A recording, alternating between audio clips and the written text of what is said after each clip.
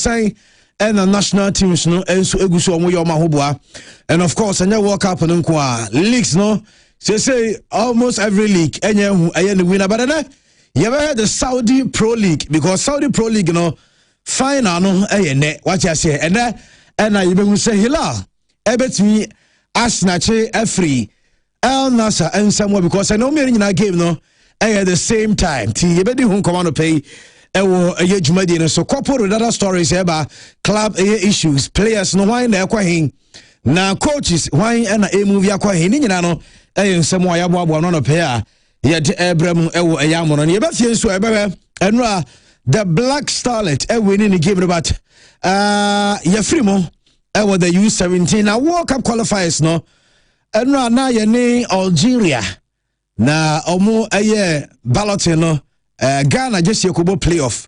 Yene Omaya from say Uganda able playoffs. Nyami on Saturday. Na Yehudi will qualify for the FIFA U17 World Cup. Na Emmanuel Ajimai Bedu Akasa area for Starlet. Omu team neho ene ye here say omu qualify for the FIFA World Cup and Akasa area for enra ye dim komo no medi tuja say enra na uramu ewo Pelican Hotel.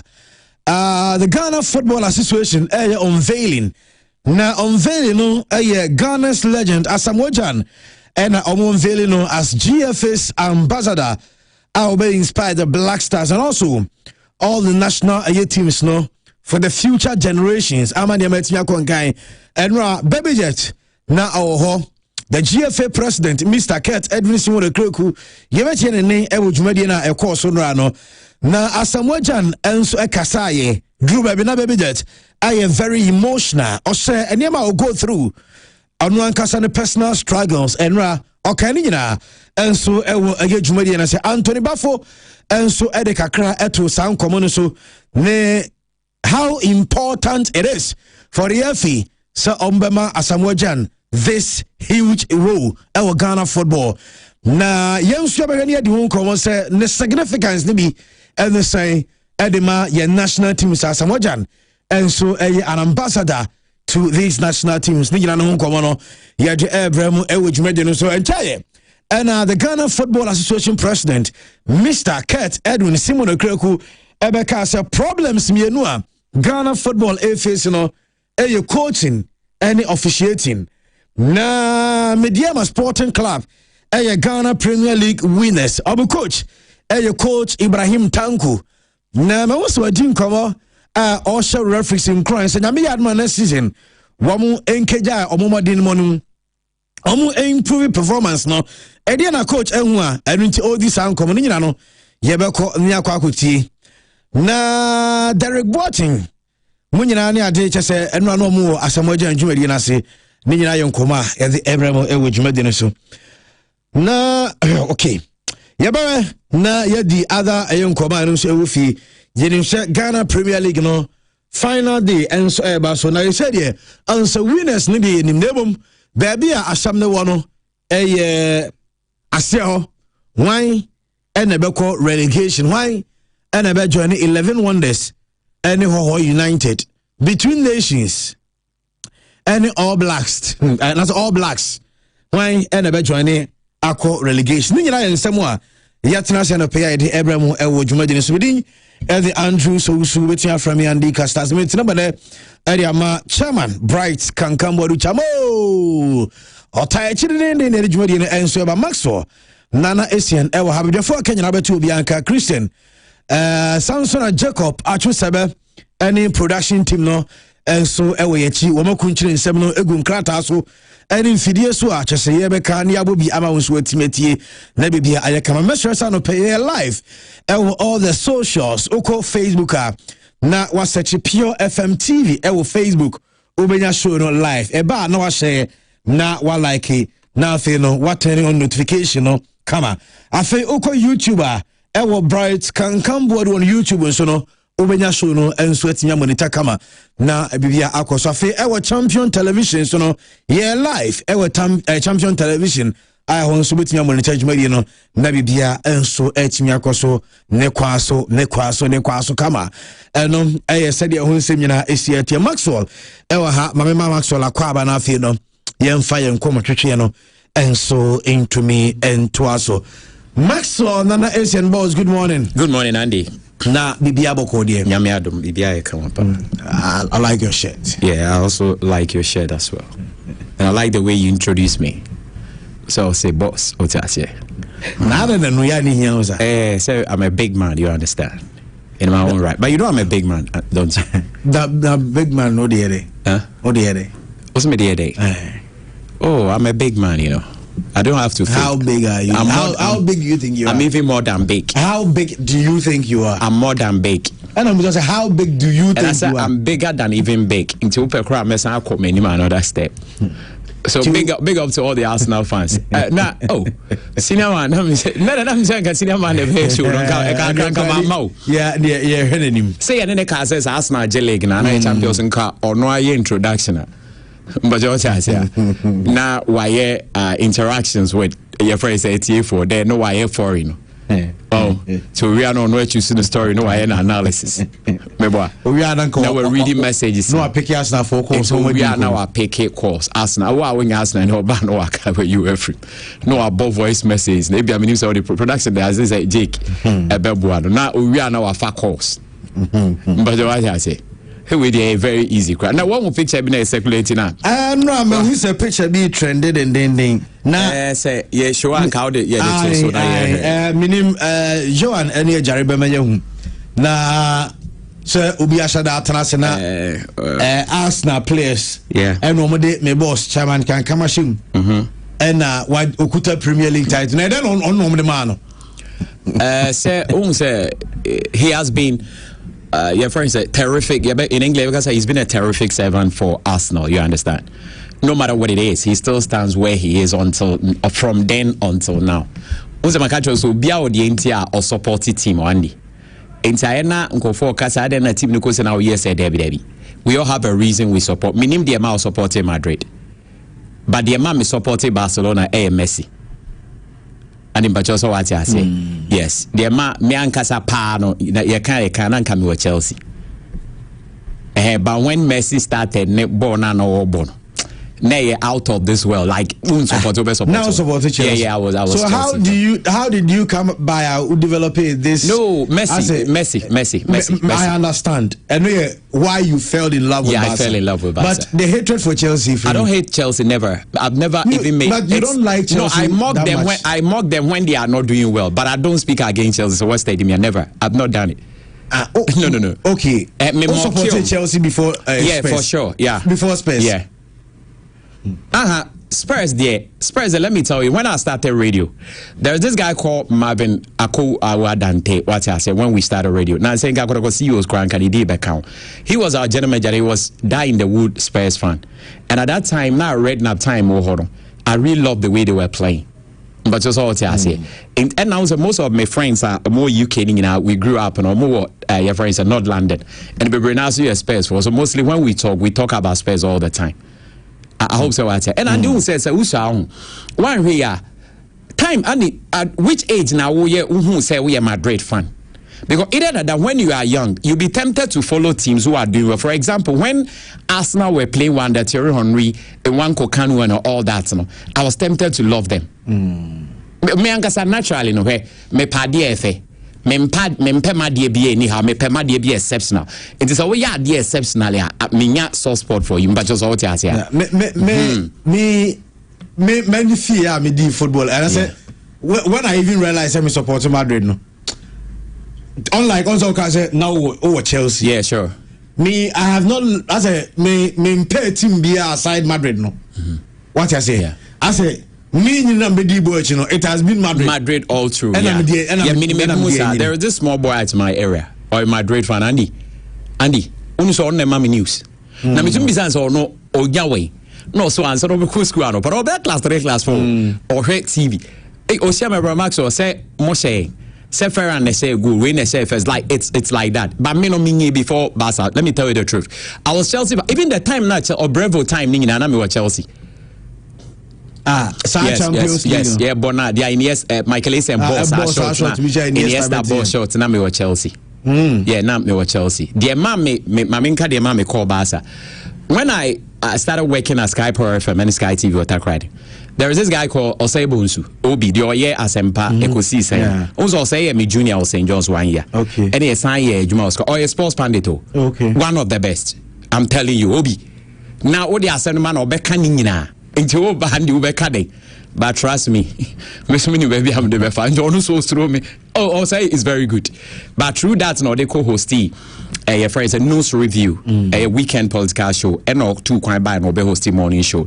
And this guy Dazi, one of our friends, no joy or no free honor or say crack or electricity and son or movie. Yeah, or say many to say pa and yes and chay crack. Obianwa or what hard median monimo says me Debbie.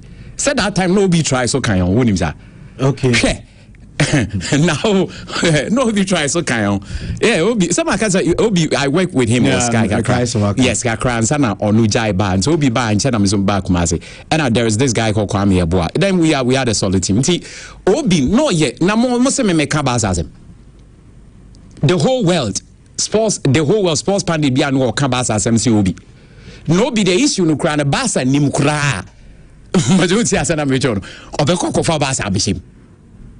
Now that time I must make counter with Madrid. Make a story actually. Say you don't believe it all. So be a Barca. Oh, kind of no. This guy's got it. Into okay Barca. Now me so who said that time Chelsea cannot be compared because of what they've won and all that. It's not me so for Madrid and Madrid. Into more like people knew those in that news. Me a Madrid knew, but I'm a Spurs fan.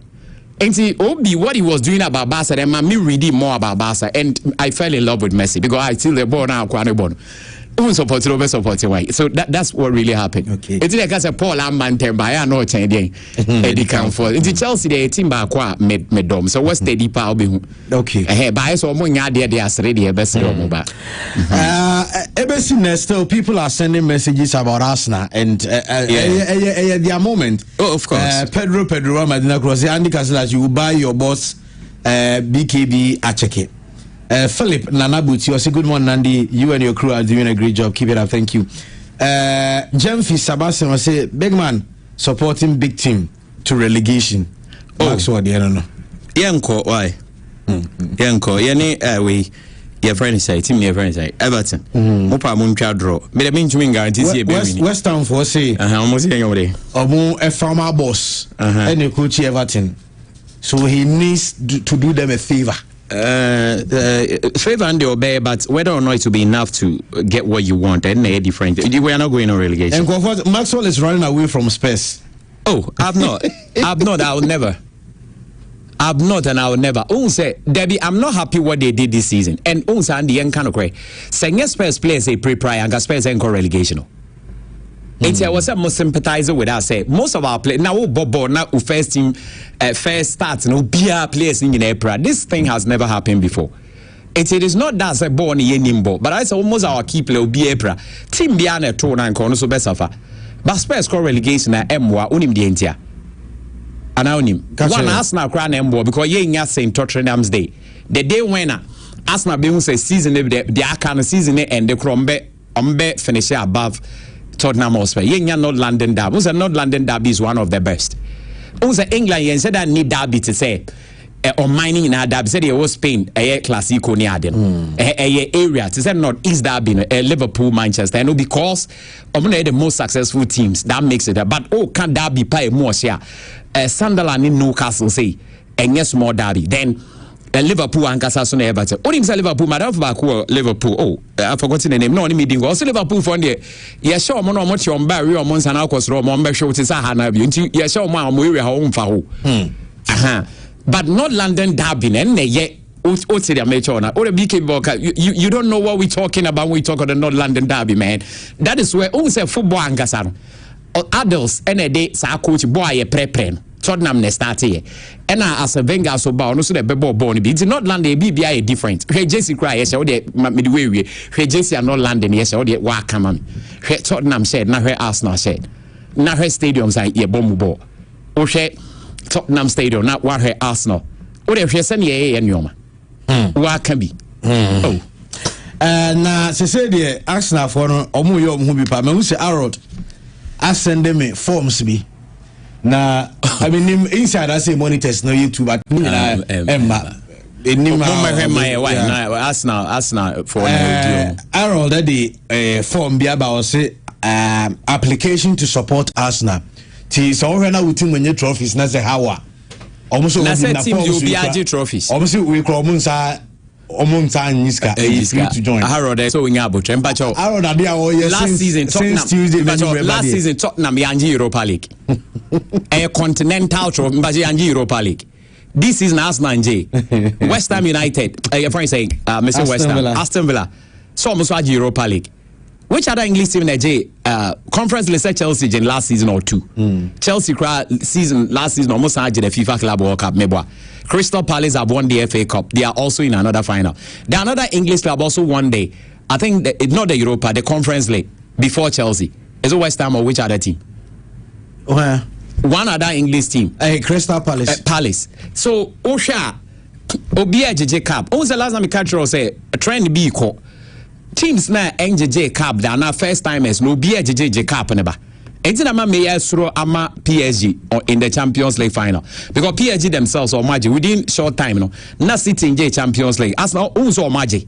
PSG so now PSG are in the final. Arsenal so nyanji but also have been in the final. So it's a trend that is going on. And I will say, yeah, by 1992 Champions League proper no. Team bia ni hwa or your first timer waji awasan defend it. Say bia waji the first time. Na wasan defend it. Yenje. Real Madrid na team World Cup years no most of their trouble the World Cup year. Until this year na me back but their team was not good. Until I say bia Arsenal for no so.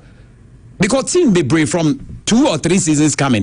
Obiaje first title, and this they are because of West Area. Obiaje first title, say even Chelsea FIFA Club World Cup, it was the maiden edition. Chelsea won it. And I only make argument. Inti I say BBS mom. But I saw Nyabo Trace. So Casa Waji Trophy in Jeba player, then they know because Tottenham Europa League. And the Unkayana. Yes, Manchester United. Kaiser Muji. And to Abaji League now to be United, and they won't be United. Yeah, relegation in here, you know. Yeah, until was said that forms Naban because Real Madrid, Arsenal never catch Real Madrid, me say, Befele form. Oh, as a man, no more cassette, your money yet. Oh, Moji one with your money. Who say express went on the sir, you know throw shade in the ban. Now because Real Madrid for will not go there. Barcelona people will not go. Bayern Munich Emco, Mamin big guy, Germany. And a USA now, I say about what's your on the Bayern Munich fan. Omonko, what I say. Manchester United for the Alabraca and the team Ningu. No, Omujo Chelsea for Edgar, Man U for Edgar. City for nobody and no be two big friend from Manchester. Kwakuda and Sonny Alexis. Only the Omokai. Almost Guardiola said that no man Arsenal J League. And I'm say why no say now Guardiola what be two Arsenal? You won't say yeah ball league my Guardiola general wa better top mo say free hodana. In the young cup matches no penny young send you on board. You can compare league ne send your born or more movies as ade or corner person or continue. A 10,000 on ning and a free Barcelona or Spain. Or no so na kwala nto pesa teta na heading e dominate. And again no senka teta kra nyese bia Arsenal no or ya de o wa untumi nyina nko okokro na bedi na ade. Na me se me de menjin di ba me bisa say o dwen ho sen. Media minjin dimo. Be agene trophy. Oh, me na meka. Na se me na meka trophy. Also omusi bisame. Se me na meka se oni se me na meka ni straight. Na me se me fama se me si. But obi ne kan na me se o me nse da njindi. Ebiasa because for the first time in Guardiola's career as a manager no, wako 2 seasons without the trophy. League trophy. Without the league trophy. Yeah. What I say. But Andy say o share cup matches ni bia se ne omo ball no. What they compare league in the last match is only on ball. Now who difference ana? Who difference ana? Me the men said that who difference. I mean when they say cup matches, and them say no more say league in ABA 50-50 to more my attention in at the core. What I say. It's all good. They've won it, and we need to win. They need to celebrate. But I saw more cards celebrations in the short. Now, I saw more be on the J League. I'm turning attention to the champion because it was the final game there. A one-off. And on the day, no be out to Missy. They have a good goalkeeper, very good defense. On my attack, and they say, or more peja mo kakra. But even that one, they have guys who are super sharp on a good day. Andy, bet me I be binti enge easy match. Ote asia. Me problem kakra Arsenal be one say the PSG guys have been there before. They've been there before. They've seen it all through. And I'm coach and also a superstar iconic coach Luis Lucho Enrique. Hey, oh, we hear coup d'etat. David. Website also doing one number. You himself might have one. Website himself planning and written. Show him one count. The Premier League champion is here. Obi see me bisa say me so say dia. We dey need you. Ene mo akwaba. Perfume no cry yet in go to say London Abba studio ha. We dey jama ka dey opposite ka biak. So he can say. Say na gadila we say ateta the head dem ka biamonka. Me say. So me sure so in be vida ko is it agbe go is for ateta. We say so mu nyina agbe for ateta. Yeah, sure. What Ateta has done for Arsenal. And when that so the Champions League over sign Wenger. Wenger, with all the time he spent with Arsenal, or the ball one semi final or two, and or the ball one final. Yeah.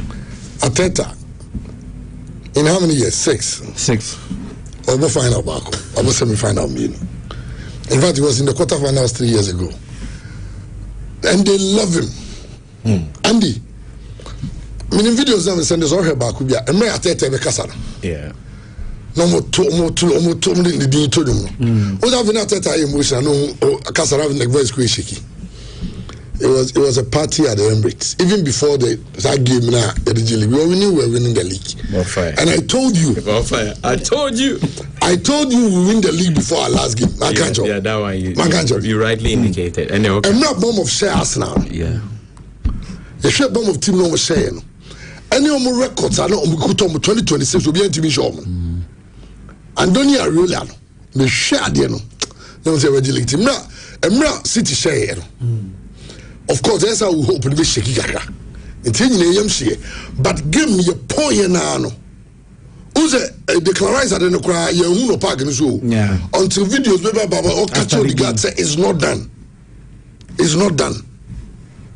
Okay, now the man you move in GD, and I told you, say Premier League po just like any league. Maybe. That's true.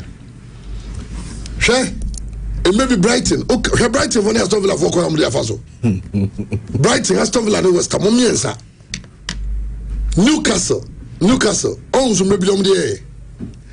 Omina share Pepper. Pepper for the fala.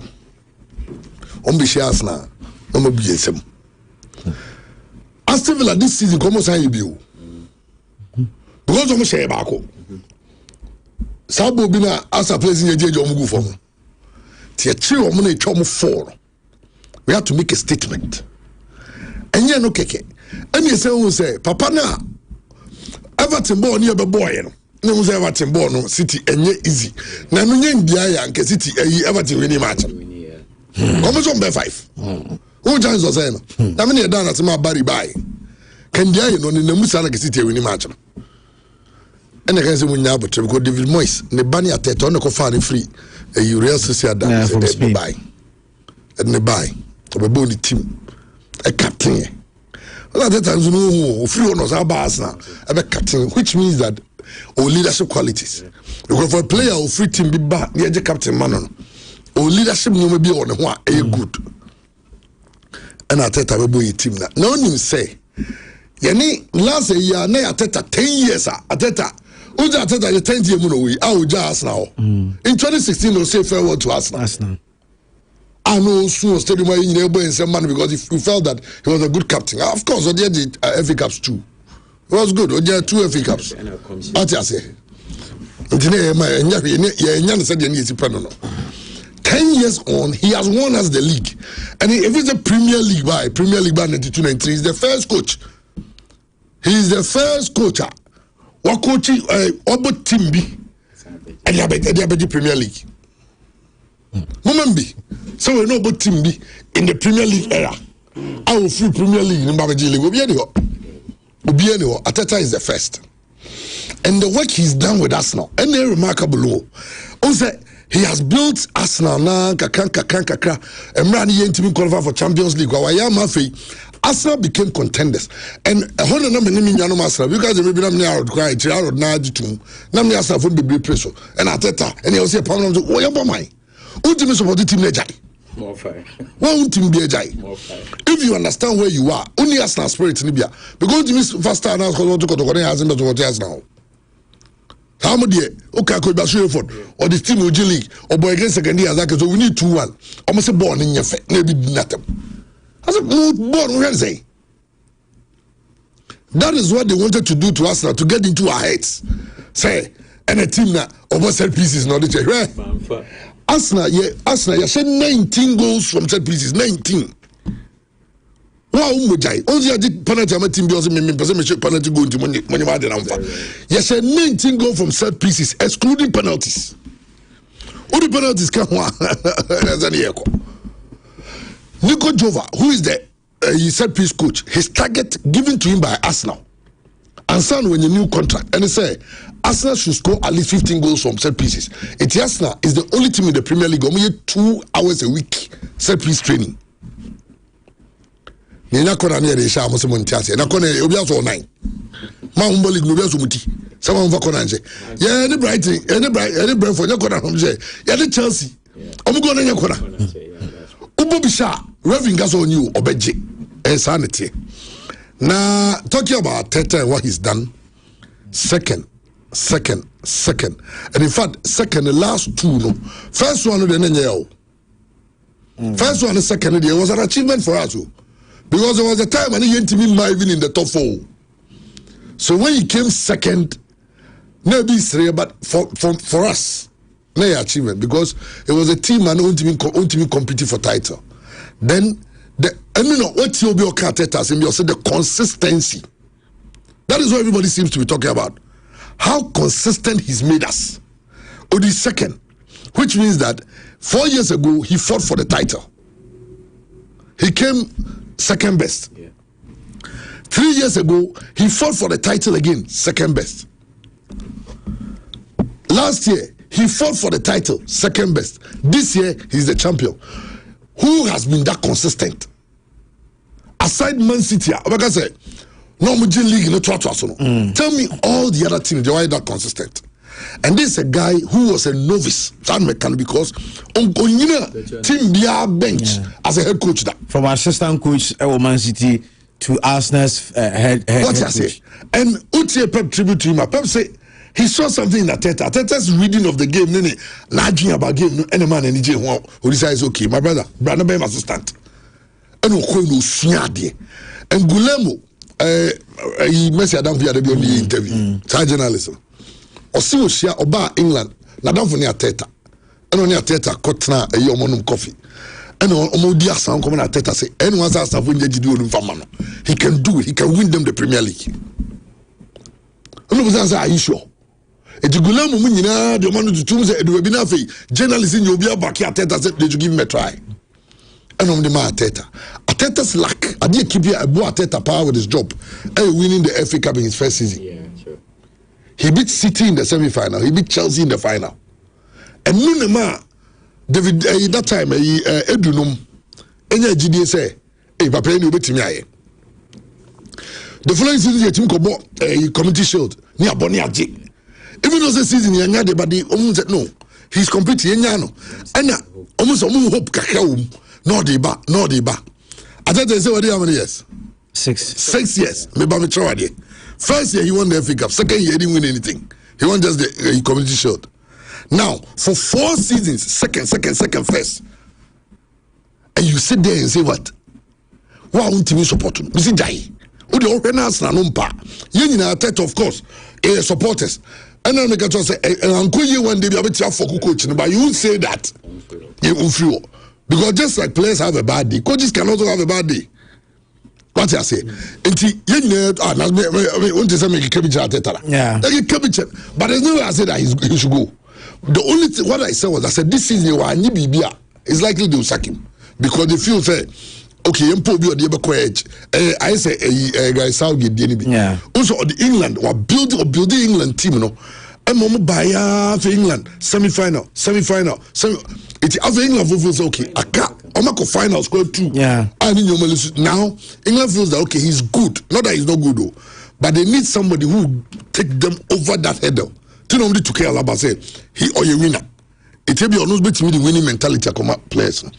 And the good thing is that me say, Andy, I was so good when I was listening to a last say, one experience I would love everybody to have would be a team of support. Benjamin to be answer the last home game, because that's the day you say thank you to the fans for supporting the team. And I tell you the idea about Arsenal, we were not like that. Arsenal for only the team of the elite. I got to come to horrible. Go back no answer. You're too not landing for everybody. I tell you, Ateta keeps on pushing the fans to make noise. Say, I was a creative fortress. I will okay, or yes, I call against Atletico Madrid. The streets of East London, Frisbee Park, Arsenal around just awaiting the entrance of the team. Setting entering. Now, fire flares. Oh, what's an idea? Fire flares go baby. Yen number it red fire flares. The whole musi. Abonteo. What I say? Oh yes, I no. And ma, o share any Atletico the fire and the atmosphere. Said the atmosphere needs it no. Now you're massive. And look, even against Burnley, correct outside the Emirates. And the banner can see the ball outside. Don't know where they did. Almost party on the streets of London. Because we knew we were winning the league. And Man City dropping our points against Everton, we knew we had won the league. Match and then deep yes, Uncle Fona, the Biosma catchers, West Ham, Aston Villa, Newcastle, to West Ham for no. Come on, baby. And a VAR, even though I'm in VAR, that did a VAR CV. And he said, eh, Burnley game, no. They were managing the game. It was always going to be difficult. Only I mentioned the entire difficult to play against teams who are already relegated. I mean, trust. So you're relegated. Now, team no relegation. Individual players want contracts to leave. Yeah. So that's when they perform. Fire big bomb. Also, when the agent catch and say, play well so that I can have numbers to go in Serbia. Oh, co-relegation. Say Iba. Teams in Biba, Coventry, Ipswich, what I say. Yeah. So I can go talk to them. Every so West Ham, every what I say. And some players, Bobby or Mobono, Udi or Moagro relegation. And you had the ABA, we go relegation, and no one know. All the more year on Wabo, it do rebellion. No many break. Some bebo. Then after we won the Burnley, I knew we win the league. I told Coach Freddy, Coach Freddy, Slim Pan, Aguaragua, all the guys. Atakanu me catch almost say Yajili. I was a shame. What did they do? The last match, Crystal Palace don't know. And I'm saying, Munche bomb this season. They came to beat us at the Emirates 2-1. And they played better than us. It's not like they played better than us. Ushom against City. They could have beaten City by 3 or 4. Shabo Evan Nelson say no. Kupia Oshegui. Who's on your chance be mama Ifrin? Other the Kobo Pool. It should tell you something. Tell me how many chances City created that game. So again, the first time now heard bomb of Abeka say Barcelona. That's how they've been playing this year. And Yamu say I really say I mean, Oko. No one's who building that kind of team. He's one of the best coaches. You're nominating him for Premier League manager of the season. With what he's done. Or the Bombers, they talk about their first European competition. Say Europe, now, okay, Europe, yeah, what's that kind back with your kind? Say, Tottenham won Mamin Chamade. The entire worldwide, let me tell you, Champions League is the most prestigious trophy. No doubt. Let me tell you, so people Champions League quarter-final, why are they to be on Europa? If you understand it, I'm going to explain it in simple terms. You're about your class. Then your class. And you say, my being, first, very good. First, for most secondary schools, first, second, third. They say got a fourth. To school be a general exams. Well, the first, second, third, fourth. No, the money now more baby. I'm not going to say now with the first. Let more coy. I know ma average, average. Fifth, sixth, seventh. You don't go another school. So be the first, or mom be first anymore. And I'll be the FIFA. Ultimate can't enter the fourth. I was 6, 7 for no. Or yeah, they change you 6 for her. That is an assumption. I don't know why anybody. Why do you think Europe? Hey, only the first Premier League teams don't pay Europe and only league champions. League champions. Is it going now? I'm in 2021. After 21 years, winning. This is the 22nd year. 22nd year. All the man focus at 22, 21 year. 22nd. Ateta has delivered as the trophy. And now one of my posts, I say, thank you, Mikel. Oh, he has made us believers again. From Tuesday, then you maybe see the one post you. Me say, hey, Ateta has made Arsenal believers again. And the idea back, Arsenal fans love him for that. Me documentary about Ateta, and then we're going to go for my. Say, Ateta, only Ateta were 22 years. And remarkable, Ateta is just 44. Well, it means that 22. Into that one is a warrior to ambassador. He be free that one. Boss, on your answer. Oh, Ateta were at the age of 22. And the tear is also sometimes, you need so much peace at home. Exactly. And you see, on any try at onimno osi obefia office ofi we cannot no tro no hebo no easy sadne me be koya na gadula yire de jana nyanse ella so ku so ko tevia no ba ko tro be 1 year na wa coaching you are just hoping that time in nyansa because onzo mo 3 boys osi ni man ko bobo obicha also every time na no ko coaching kwa I said it's in him. And I know some people are going to put pressure and I league bang the West champions. Now him say Okochada, your champions, your league champion. Who's it Okochada your champion? 7 predators. Oko Somalia. Only Grombo no more champion. It is a year West champions. Then you more going to me mu yede.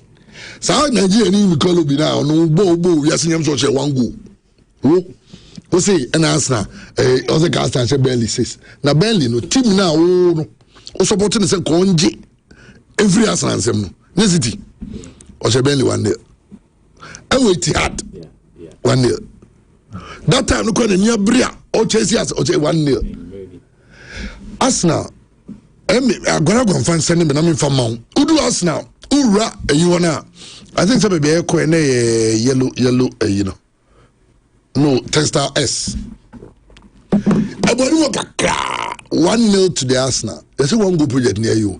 Now I did not know set piece FC. Now you say Arsenal should go from set piece. I must stadium more set piece again. Ole. And one, you see your mom can. It won't get into our heads. Now look at the records. Man City went 44 years before they won their first Premier League. Sure. Chelsea went 50. Before they won it. Liverpool went 30 before they won it. Arsenal, you know the shortest. The American 22, 21, United not 22. 26. United 26. You know the shortest. Now, the shortest. Some people were still laughing at us here. Because you saw also young down. Sometimes who said yeah, say, unfortunately, go for and then go for Arsenal. Go to the Emirates Stadium and go see. Final whistle. Who had they gathered there? It was within 20 minutes now. I'm home. 20 minutes, and you are looking at the city. We are talking about London, Leighton Orient or Brentford or Chelsea or even North London. You were Tottenham from Tottenham to Arsenal. And so still look at how quick Arsenal is together. It's not like you care about Newcastle. No name. Me ref my car Western Kwan say me Fulham now. Who have any London clubs all. But look at the way Arsenal fans gather all that quick. And my biggest respect to Mr. Arsenal. And right. I mean, a legend of the club, and also his own number 1 fan of Arsenal. And offer champagne call, champagne or the call. Right video. And we go 2 champagne. You know, and then I move videos of people almost ask fans say say we finally won the league. Yeah, one fan, not historical. Arteta has made us believers again. And that is one of the things I will continuously love that guy for. Because at a point, not Chelsea share says so. Number you to say 8-2. Nani Brabre. What is also what Chelsea done by? Yeah, I say what near to Insia, near to. And finally, you have been asking from Uncle be acting like Nipper be ever Uncle for baby. Why be man after say Ujawa there was money time. Whenever the time open for front. Sometimes now the man now who call you Jumako celebrate 10 year range over you when you diamond at them no also man time. At the point of it, we became ungrateful. The only reason why City and Pepsi because still they are begging him to stay.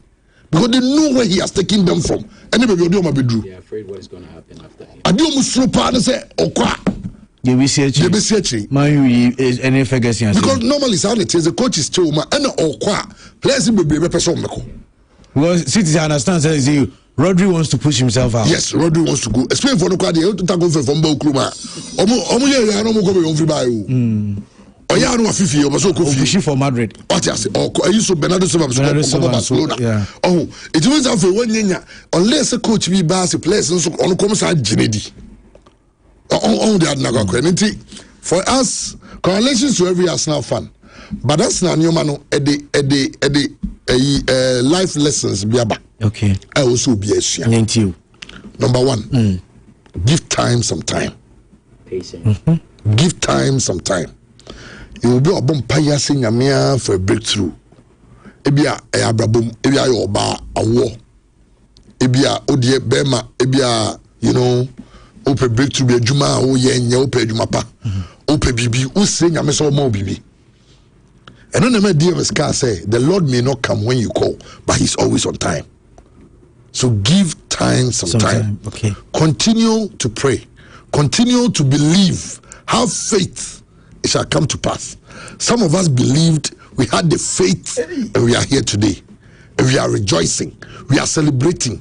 On the 31st of May, on the streets of London to celebrate on the victory parade. But unfortunately, so we said 30th now, a 30th Champions League final on the 31st, announcement birthday, 31st, no, so a day, you know, Sunday, and Sunday be a prepare for World Cup. It's in a corner a bedding. I know some Arsenal friends who are even planning that. Remember, some of them, you know, come point, ya, na, Jonah. Who said, a Bimote or Neo has you say, ah. Open is open on 31st. Yes, that's I've had a lot of calls. It becomes it is all and some of it drew. No, say by day and lesson number 2. Lesson number 2. Success has many friends. I don't hear this. You want phobia. I feel me, you tell me as for. I'm see, hey, tomorrow, Graham. Okay, Omo ye no, ma ye di modwane. So omo do. Ye di atem no modwane. Muni akoma. Tine so we na so su ani ma ni kan.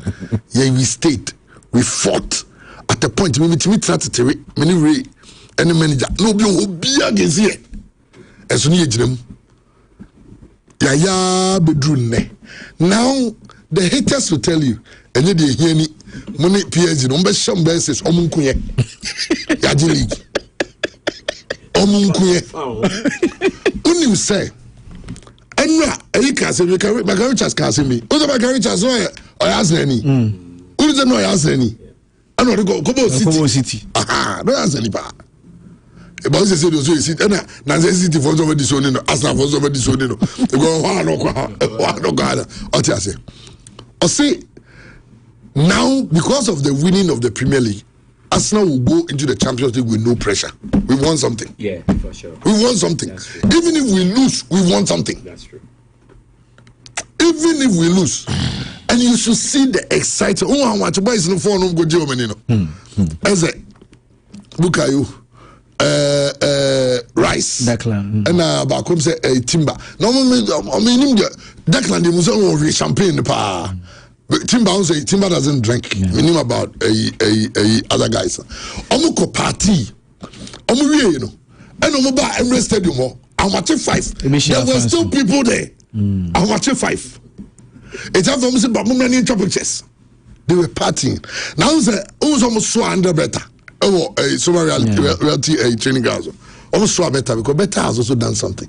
When you say Arsenal, sometimes when you have a coach, when you have a coach, what you need to do is that you need a good technical director. And you had any beer, your phobia, say technical director, and yet all the time is on a technical director, also finance and offer coach. In fact, not that once and under better, but it is so word you remember. Yes, say there's a new general manager coming. You don't necessarily need to have a new general manager before general manager appoints anybody. You can have a new general manager, but of stamping authority. No, but no leading. Yeah, they're already existing. What I say, you lead, you don't boss. You don't lord over people. Because I'm the man amount. Tia just did it and it's working. Lewis Campus. What I say? Coach in the Betono. Exactly. Right. Andrew Beta, Kiekoto, Ateta didn't any pa. Than any Isaac. Yeah, Alexander Isaac. Also 130 something. Andrew Beta said, Debbie. Squad name is Shena one. The squad is okay. Until he was scared of the other one sanctions I do only a convince Ateta. Say, let's buy 2 or 3 players because clearly the team mass Nanji League need injuries. All the time it looks like when Arsenal a cruising on injuries about. Injuries bape na break team no. It's any sadia buy 2 or 3 so that we have backups. So we need a backup for Saka. And then go for Maduke is the pen. As a Vazian pen. And the champions in your man of the match order. What I say, go for Jokaris. Go for and look at how I in the as it is a bar. As long injuries this is the injuries I have no be acquired notice. Wouldn't say one of the unsung Marino at the point where I'm saying Tonaboka. They do maybe no Nagwe savior. No pride. Ayi kaidi we pra kwa be on your kobasa Jesus grade Gabriel Susu prayer no ba Africa dey request physical player and a Bukayo Saka what I say Calafiori and also another Timber you know injuries ne ba na yetie ye pa ne say ye player ye ni dan so ye nyina ye gini di pa Declan unso umpra make a plan kwa manko di guard unso sanzo pra ko ba on your unso onum ti go timpra what I say but because of Juma Andre better Mikel yeah no one said them ye now one of the things in some full sauce here about Teta Basso for if you say Mutimu 9 Mutimu 11 and Etibain and they say Emza Tete ya to say April month. I think he's believing. After really trim, it is something. Maybe he has psychologists to work on him. And Jenny Sadia, Mamin Tim. He drew a pronomo Katia, but still I'll be leading. And it happened. Exactly. Oh, team. I'm going to say, you lose your brother and your cry. Then the last game in April we won. Then we got into May. The amazing May month. My month. What a special our month. What I say? Our month. Our month. The month. Yeah. As Namibia would never forget. The King's month. What I say? What do for you? His Royal Majesty. It should tell you something. Inti Andy, Edo Biase. Na catch him some muyi some yasa for mantra. Mamu nyane. Another 20 years before Mamu nyane. Say ko 40 kura mantra. Yeah, ya treman ya be say. And I had the privilege of meeting this man in an elevator.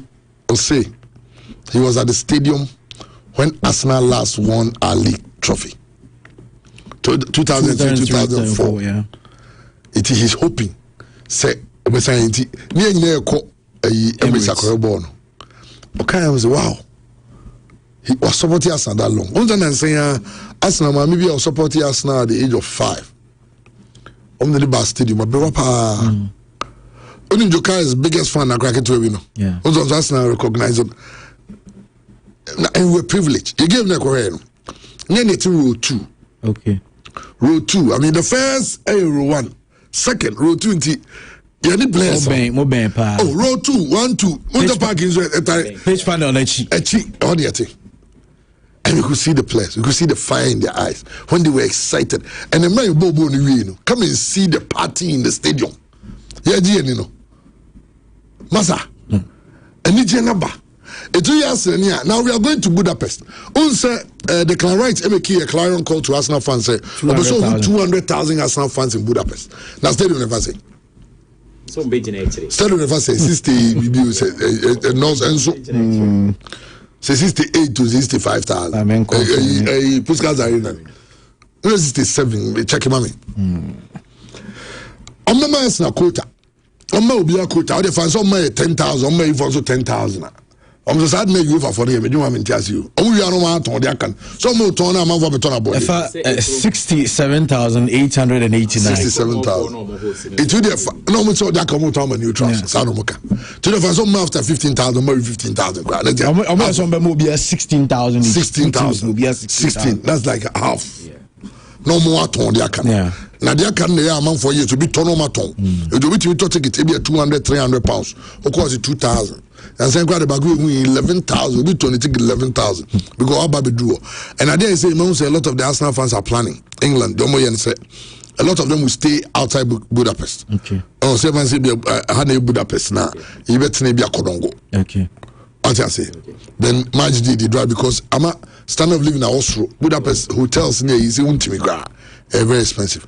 And I am sure say Fanese has 16,000 Arsenal fans will be going with a ticket. Omo Makano, Ibia Fanese you can find them a ton about it. I know they'll buy it. At least if the stadium must have 40,000 fans or 35,000 fans crowd a stadium. Why? Yeah, the 200,000 the choir. What will happen to the 155,000 people? 165,000. Now, on the way around the stadium, and I'm telling you, say we might have more than 300,000 fans going because now there's the belief.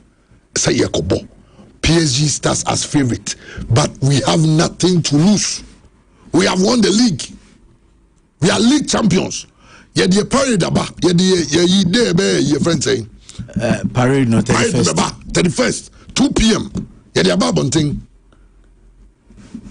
Yeah, you knew parade.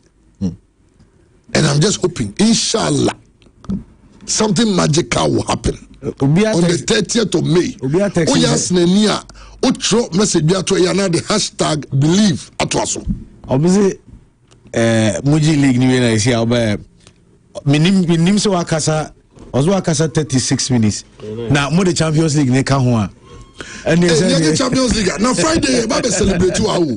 Friday, the manager Kanchawa. Yeah, plan the morale yiba. You bo morale pa. Sure. Ya bro. Ya bre. Young Kwan yet me lose match. Arsenal lose match. Chelsea near lose match. City near lose match. Yes, Arsenal. As I'm doing lose you. On next the level at which people see you. Yeah, heavy. Yeah, tough. Team Miami Champions League da. Team Miami Champions League da. But we dying with those big players. And you know what? It will sure say ne. Say Eskafo Kodina. Now be Ibrahim Mahama team. Na Kevin Ochi team. Say nyawa. Now the BKB team just say, hey. Akwe operewa. Well, mukwabe say go na hey. I go to a year or call as a call. That's why I don't want to. I was now I was smart become home. And I was overcame. I was oh, until the last year, maybe 1 billion. And I was enjoy the so a billionaire. No. Yeah, the say any Champions League. We always create bigger moments. And right, can I say football is about what? Moments. That's what fans live on. And nothing now become Millwall. I'm saying Millwall for no. I want for Bombay is West Ham on co. You got Millwall for no but Premier League now. I'm gonna West Ham there is a country. I'm doing the same your crowd. Oh, football no sana but for na fan. I'm just hoping that my the boy show me say Okrumah. I mean come. No money boni bien from it. no mo fa papa nkwan hyem no mo nyoma say ye yam na ye ni aboedin unim say enough go very go na etre mi o me ye concern na ne Newcastle ho ba na go very go say ho ukwa edu Sunday no be say obi ko be why you go I'm going to the chapel unim chapel stadium almost say a religion so to be call England the baby or Philippine with a religion no attribute Arsenal Newcastle na London nkwa de Newcastle na kroni nyina team kroni nyina support the only obi o ho on support you obi evan say ebi aduma etuna ba obi o ya send aduma etuna ba na no kwati anye ya ba wo man na nyina Newcastle for because mo nyina be support the team that's what they see e jomo St James Park no say a chapel sorry two say no say I'm going to the chapel. That's how crazy they are about football. It's you know they say invest a koto kone house no must start na mo de revive this idea no. Andy obi say I come be here a parade ni bi so kuma say api ya test me say weekend we dey near ya also weekend ya intimate me train den na bra near you know na parade munye bi dey Arsenal o dey say the new Arsenal kit beautiful the new home jersey beautiful and right when you be na me all the so show there I go to be 120 pounds Jomo mo friend me na oba be master this ne bono and the ton church rough of sir 120 pounds 1,000 almost 2,000 Ghana cedi no doninti kakra we last grab ton phone no go no am ton this as this like me ton e da ta sa this Dr. Safo Jesus say offer me on say Saturday o person ko be na brand he nyina talk about Saturday the Saturday there me so there the way yeah brand he nyina you see em pass na neman kwa na mfa mo bobo studio na say omo yes omo say me busa me ko busa kra ago busa DVL say nyame madum na me to me ke obviously my brand Arsenal Arsenal 20 Arsenal 2026 so we are the Premier League champion of 2026 to either some Arsenal 2026 and I say COYG 2026 come on you Ghana 2026 and I say man Guna GOONER so we are the Gunners that's the fans and the very Gunners it's the Guna Sanfo Mercy obe donate for the morale on Facebook when so obe donate for the morale. Oh yes near UT omo huriache ya no we are the Gunners the Gunners number 2 and then starting today I'm taking my acheke me kwa me kondo acheke ba menene bacho menene ye bet me ka chen say entimi anyi league na me man 10,000 Ghana cedi e ma ni tum se bosia kra no so okopa se Ghana zanfo ka mo nzam so magojiska me nim ska ne nje bi agojo dia agojiska fa ta man because me ji acheke enne Thursday, Echna Friday magic, Saturday magic, Somba Saturday, Sunday Somba magic, Monday magic, Tuesday no man, Tuesday match new location. Before for our cotton. We go say, a year so de Makala 18 years, Potoji. Potoji. So de Makalan 18 years back. Omo de me kan me kwakwo he jebe chocho ni nyina to ho. Eno mo twitwa me video ato ho se saas na ntimi anya. No ma yie pie no omo yansa ne mame. Mo da mo san ma de mame. Meje. Udim se ye yonko ba gonso US o se saas na the Champions League no be chemika. Me se odi asna shebo this year oni begu ase o. Boys here say be 10 years ago bi ka cho mo girlfriends om nyom te say o asa the league da me waro. Na dream ni so da sasa we league obi on support Arsenal o sasa de e be league etimi e bi ofia e bi mo e na sasa league amawaro e bi ofia na me na ya adum ya je guys no obi a boy catch us sasa league obewaro bia sori mu twe no twi we kwa de me kwa tenten to kwa gege no ade on paye no kwa you dey for the fuck me so what can me what tamati me o bosia Obosi municipal. Takwa the STM. Takwa the STM. Esen. Sekendi takwa. STM. Ko. O do some person sign. Am come baby. Men fast na shebo. But one other moral you say. Only say only boys from the Bible Brothers. In Arsenal, only one. The Bible Brothers. The chaplain of the team is Julian Timber. Yeah, Timber for that. No. Julian Timber. Bukayo. Africa boys in those women are highly spiritual. And a South America for no. Also, some say Tomo. Into Hinkapi. Gibraeus got the right name. I belong to Jesus. Martinelli, Gabriel Magalhaes, Saliba. Omiaba is about 12. That's some Liverpool players in there. Omiaba 12. You're from the Bible Brothers. Into every game, we say but every game they pray in the dress room. They lead the team in prayers. And during team game be one Bible quotation. Okay. And they met team to pray with it. Maybe the whole week. And no, haters no. Haters no say that go far. Yeah, say the FIFA say if we portray religious with football because of tolerance no. And the haters go visit Arteta say why does he encourage that in his dressing room? And I see the other players on the ball. No say no me. Or see if that is what will make him win. Why not? He say Busano. So how are you feeling now? What's in you? Or say fire. Or say fire. Or say so much fire. Fire in his head, fire in his eyes. It's about the Champions League. Now the best show biano. Name ya dum. Nyamina wadi echi. Odi aba bedru no. Oma ye kodru honhom. Na yen kodru Budapest. Na yen sanye. Ye de be hye ni monyam boys na omudi ni din ye adwuma no. Na ho no ye gi wia. Na ye de a chairman say nyina say those who didn't believe Sabi also very as yet and time there, no, they are saying when what I say, preach on. Cassetiano, and then I remember Yamana Yomano. Now the upper canocre, only be on school, most no bomba. And the way you say, Tam, Una Susha, woman, Nimadia, and so our friend credit. And there's an it. What I say, Tisani, we are sanity, and Tiasna no be Muyano. Now, I don't tell Wasna. Okay, I said, you beat me bappy. I say, hey. Na ade boni bay kwaku boating no me waiver Kwakula say Arsenal has won the league, so BKB has now become a motivational speaker. Oh yes, I want to use Arsenal to motivate everybody.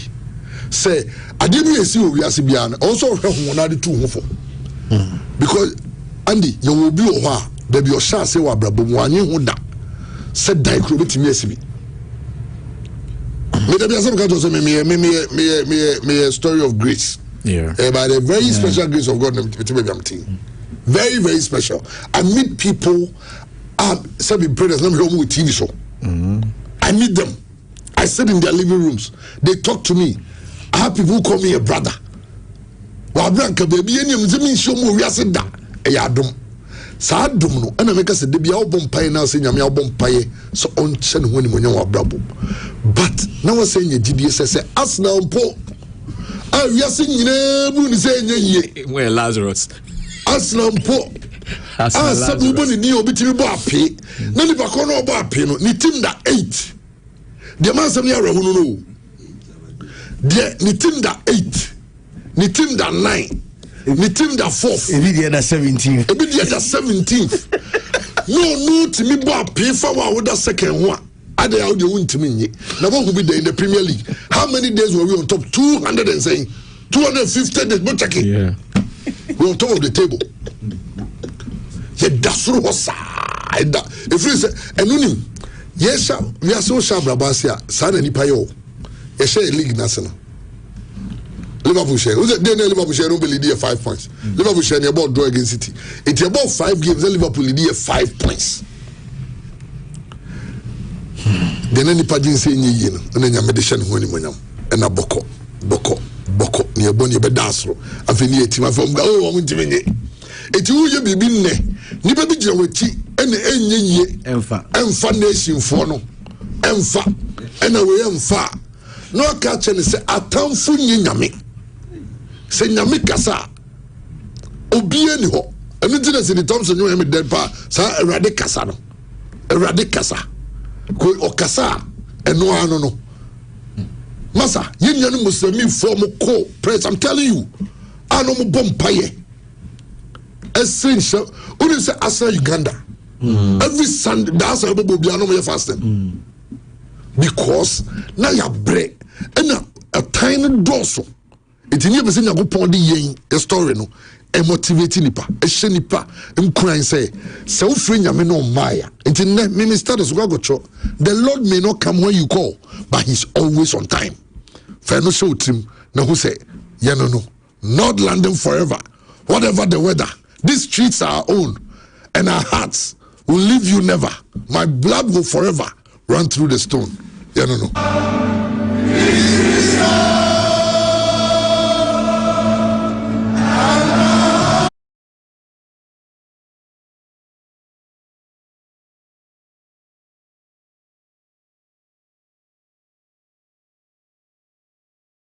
Or Italy, or Germany, Netherlands, or US, or Spain, or Belgium, Portugal, Canada, and UK. Baby, I want to be send this car fee. The American farmer and Lemfi. Now Lemfi, no, the money that's from say we or send the Bakoti Mian or Momo so instantly. Now, me mount a very special package. And one say, so I will send this car. And one is over promo code, BKB 2020. You get $10 or $20 cash back. The tenant say, so we'll send it free UK. Now send it £100. You get £10 as cash back. You do see amount. Say, or US, now send it $100. You amount $20 cash back. Or Canada, now send it $100 Canadian. You amount $20 Canadian as cash back. So what you? Martin or Masum na. We are sorry, your crown. The Osaka Hasino. I'm saying the Watana Wakasa over 40 minutes. The Maidina Wakasa over 40 minutes. Sorry, the Osaka is here. Omoje Champions League in India. 22 years. Mammy, I heard message. So, Ushi. Maybe I my message. Maybe me, so Ushi. But Canada now don't I mean a team be that 17 for no crying. But be that 17 and be that 17. That's a leg me Brian. Over Cambodia, so be that 17. There's how can team grow. Oh, man, Mr. Obida La Liga will be that 17. Premier League will be that 17. All the leagues, Ghana Premier League will be that 17. So 1K Binumo, also Obi. Obi, Obi, huh? Into Canipa Crow. Mamma, Babylon. Na Davis, Kwabena. BKB, I'm loving it. Arsenal will dominate next 5 years when it comes to football. Na Maxwell and Sam Omaki Kabino. Oh yeah. The chairman BK Becker messages now.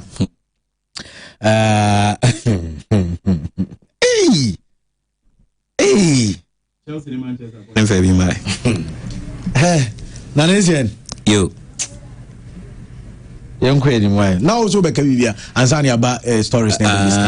And Yanko Ronaldo Mons and they special day. I'm attention in now. And my member week I can have in family Misha crap. Now, Mommy Saudi Pro League no so far said in my ACT and I had the final day. I'll airball the matches, but say and I see it Al Nasa and Damak and airball and Al Fire. Everybody tia Hilal air kwa we and Nasa ebu fi. Now the scenario is no in here. Al Nasa Ewinia obe champions of the league.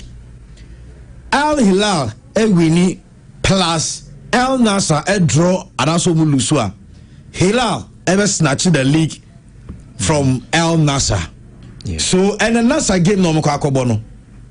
They have to win.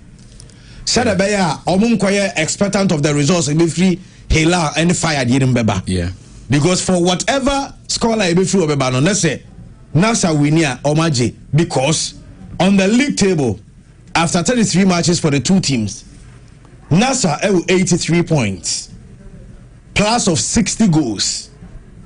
Hilal Al Mutos Miruno 81 points, plus of 57 goals. T 2 points and a separate two. Nasa has so be winning. Say Nasa draw. Just so we say Hilal ever draw na so be Lucy. But for that you can decide. In Tiana Nasa, what destiny are in their own hands. So Mobeji, oh yeah. The last time Omu Asia Kano, na omu all the luxury so omu winning some match na and came through this point enka ebe say Arsenal and Palace game on Sunday no and just a mere formality to complete the league matches no enka results didn't matter, but for that last error na buy in the last second no start throwing now omu yela ye to ya goalkeeper Bento any Inigo Martinez omu lack of communication more consider go no and they do through this point and then Jorge Jesus any Simeone Inzaghi any easy Maxwell here game. Well, Andy, the money issue is say Saudi Pro League nearby no making a lot of investment. Yeah, but there are about 5 clubs here. And what investment na Copa El Shabab here bako. But I say Al Shabab following to me push Emba. One other team here Al Ittihad, maybe a Benzema Ekoino. And Benzema the Omoje League, and I think last season or 2. They were league champions. And Al Ali, Ohona Riyad Mahrez, Ewono. Almost so no match the Asian champions, Jahan Quebec said Champions League on 2 occasions. Then now Al Hilal being the biggest team in all Asia, and for that matter, our country no. Omona Aje League na, and in between so Maje Asian Champions League in the back. Omona ba FIFA Club World Cup na, they gave a very good account of themselves. But Al Nassr, Ohona Cristiano Ronaldo Ewo. And also Ronaldo is the face of the Saudi League. He's the reason most players echo. It's Al Nassr were a lot of bars around them. Although Hilal is the biggest club. But unfortunately for Al Nassr, they've not won the league. They've not won the cup. Even Omoko Asia Krana, the last time Omoko final, Asian Champions League 2, Hanka, Africa, because of Confederations Cup, they were beaten by yet another Japanese side. Just recently. Now, this season, Ronaldo complained. Same say players na yet turn this and that. So he was given the chance unrecommended players. And players came through. It is Joao Felix.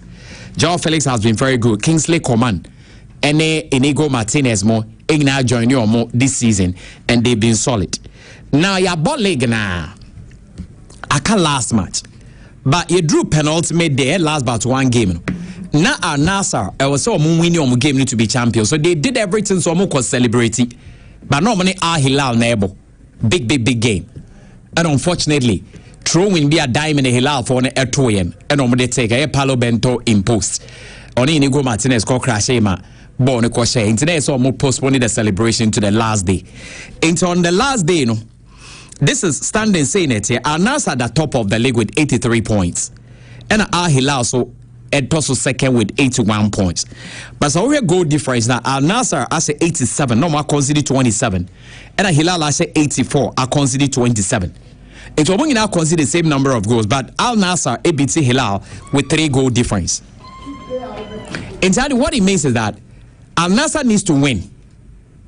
And they no matter what, because when they win, Ombeko 86 points. Hilal crack will win here, Hilal Beko 84. Yeah. Done and dusted. Yeah. And yes, answer. Ese Al Nassr draw no more 84. Na Hilal also winning eba 84. But what I say? Na you heard the goal difference. But Ebia Hilal winning or better more goals is going to be a problem. And there's pressure on them to fill. But because they are playing at home and there's some money counted. Only say Ronaldo coin the 14 major trophies or more fighting for and your Munjibi. The one they won not friendly games. Now, so already this season was Saudi League now. Adiebiso SABC. Only because Ivan Toney the leading top scorer with 32 goals. And Quinanos, or a black guy from Mexico, or no 30, and Cristiano Ronaldo 26. Entire so top scoring charts, there might be also difference in there. Even Joao Felix said I make out by league and Kwawase 20 goals, so he has been a very good addition. Now looking at the game, saying it here, Alpha here now can Hilal Nebo. Omoni bo home to Hilal ebo away. Yeah. But on the last 4 games, Omoni Hilal abo na Hilal shom. And Hilal ebo away be out to that team. Na Hilal share exactly 2 goals, 2-0, 2-0. Until for Hilal to beat themselves and get too much of a problem. Now our team or 38 points or that 10th into here points and then find was surviving relegation. It's a motivation in you. It's a Hilal the chance to win. And now on the other side, Omoni Al Damak and able. Al Damak at the 15th, and you're more 29 points. What I say? And a team so 18. Now what it means is that Al Riyadh and no more that 16th and also 27 points. Into Al Damak and Riyadh no just 2 points. But Al Riyadh go home to Al Okhud. Okhud for some more relegation. Into Riyadh for no more nyade they ba playing at home betumi ase. And the almost sepe ombeba 27 ombeba 30 points. It is a Damak entumi at least even a draw cry. Nese Al Riyadh for no AB na Damak for no relegation. So Damak for ni draw because goal difference or more than I was sort of saying Riyadh. But Max, my the Saudi Pro League no. Determinants of tiebreakers no. Head-to-head first. Okay. Goal difference. Okay, then thanks for that correction. Yeah. So then thanks for that correction. So what it means is that between the head-to-head no, I think Hilal and Nasa on board draw and Hilal winning first one. Man. Yeah, I think Hilal winning first one. I will check. Good. Into Hilal will have the advantage. And Andy, clearly speaking, what is left they say, it was say Anasa a winning. Yeah. So I'm winning game na any inconsequential. It doesn't matter. And for the first time, Ronaldo win yet another title. Now it's a core coin. I award to us. So I think we are. This one, the BR is praying for Ronaldo to win, including we that against people, because he has put in a lot of work. And I think say so to make GBA. Obetumga ka say we jai bo anase we free ho menim say what me ase nti no ho na attention ko but anye enso dia here dey ho te say dia wo dey Arsenal na and I say oh Shamokwe may so rest in peace no say obi atobo no dey inside I say neti so we ain't gonna hear how the game is going to go but I hope say Ned Ronaldo mo betumi age league good but we and I ain't discussing foreign news we won't talk about Aston Villa Unai Emery and so adwuma about one monitor the finals of the Europa League. No, and of them are entering Frankfurt as we speak. Who do you say Aston Villa? Games of my winning. The European competitions are in the past 3 seasons. Or more wins than any team in Europe. Yeah. Or more wins than any team in Europe. Yeah. My breakdown in terms of wins or when I make us say since and I said for the past 3 years no any. Since 2023-2024 season, who do say in European competitions, Villa ever 27 wins. Yeah. PSG ever 26. Madrid ever 26. Bayern ever 26. And Arsenal ever 25 wins. Yet again, Mamifa Winsumra say, okay, Pau Torres. Yeah, Pau Torres. Who said no lineup for Aston Villa? He is one player and so with Unai Emery, the second timer, all win the Europa League under Unai Emery. Yeah. In 2021, so Villarreal against Manchester United. Now Pau about the Villarreal. And they won. Yeah. Unai Emery was the manager. Yeah. And Unai Emery was the manager again for Villa. And yet again, Pau Torres was a defender for Aston Villa and they won together. And also Adebakwa is significant in them. Now, Mamifa will into just say Aston Villa Ababe the 4th Premier League sider. Imagine both the Premier League and Europa League. After Manchester United, Chelsea, Liverpool, Villa. See in 1982, then Europa Cup and then Champions League. Aston Villa won, and Omasababeji the Omasabeji Europa League in Eddie account. Yeah. And Abrantia Bakunswa or Nswaya Tammy Abraham. Wababe is the second player Waji Champions League, Waji Europa League, and Waji Conference League. Okay. After Emerson Palmieri, former Chelsea left back. Sisi Onuswa Baye Saadieno. Ti Dami Aduma on the 12th of August, Ewo Red Bull Arena was Salzburg. And either PSG or Arsenal, and then Aston Villa, Ebebo, the UEFA, and Super Cup. Max, manager Unai Emery, the 5th time, Onuswa Aje. And RG Europa League. Yeah. Also, open managers or my European trophies in Numa or the 4th. Yeah. Jose Mourinho Ayebi. Open your friends Carlo Ancelotti Ayebi. Chapatoni Ayebi. 5 European trophies. Yeah. And Unai Emery and Swabeji the 5th European trophy. Why are they? The difference is that United near one single competition or Gen 5 to say Carlo Ancelotti so at the Champions League 5. It's in that distinction no Omunkwane is a one single tournament or Gen 5 European tournament or yes. Into Carlo bossing up the Champions League. No? He's also bossing up your friend saying the Europa League, and that is positive. And Oshena also the VRLG or the Sevilla Crash by 3 occasions. Oh yeah, Zidane J Champions League 3 twice. Also J3 with Sevilla. Always is going to be Spain team. And I can't say let's cry the YGP breaking Madrid no the Nigeria say. But although he's won some with AC Milan as well. And say he's done a great job. Also I Europa League in the domain. The only exception is Arsenal. Okay, so the Arsenal confirmed, I think 2018 or so, if I'm Chelsea right. And Chelsea, a year in the frame. Down say more like a derby. I think he's done a great job. Because the team there, it's the same crown title, no, so it's our title. That's where you are counted. Because at the end of the day, so be added your G at the show. Aston Villa winning the league, is very, very difficult for them. But of course, in even recent time, we heard glimpses that they are doing very well.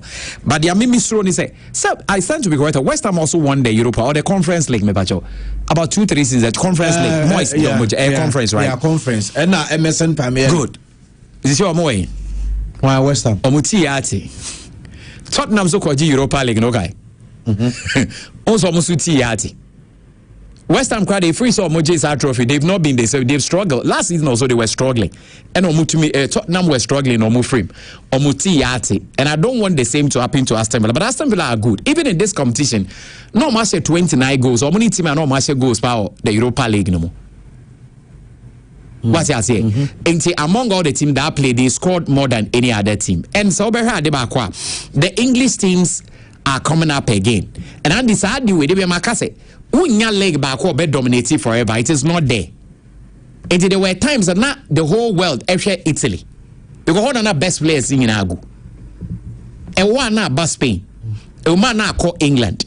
But of course Spain never. There were times that you see a banning the English club from Europe. They would have won a lot of the Champions League.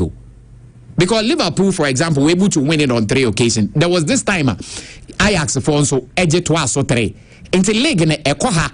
But currently I say English teams na there, but I'm not surprised because the same was the case. Seba Europa League in Cup in Ketwa. It was the Spanish who were winning. Yeah. Sevilla consistently. Madrid win the Champions League the most, Sevilla so na your friend say Europa League the most. And about the cup winners now I think say Barcelona. Almost na edge hold the most. What you say? Shift or not shift. But in history, the only time one nation all the 3 available European competitions here are 3 now available. We have the Champions League, the Europa League, and the Conference League. Yeah. It was the same. Before you were the Champions League, you were the Cup Winners' Cup, and you were the UEFA Cup. The UEFA Cup, and your friend is saying more like the Europa League. But not the Cup Winners' Cup, no, much bigger. Uji champions know about Cup Winners' Cup, but this time it's been changed.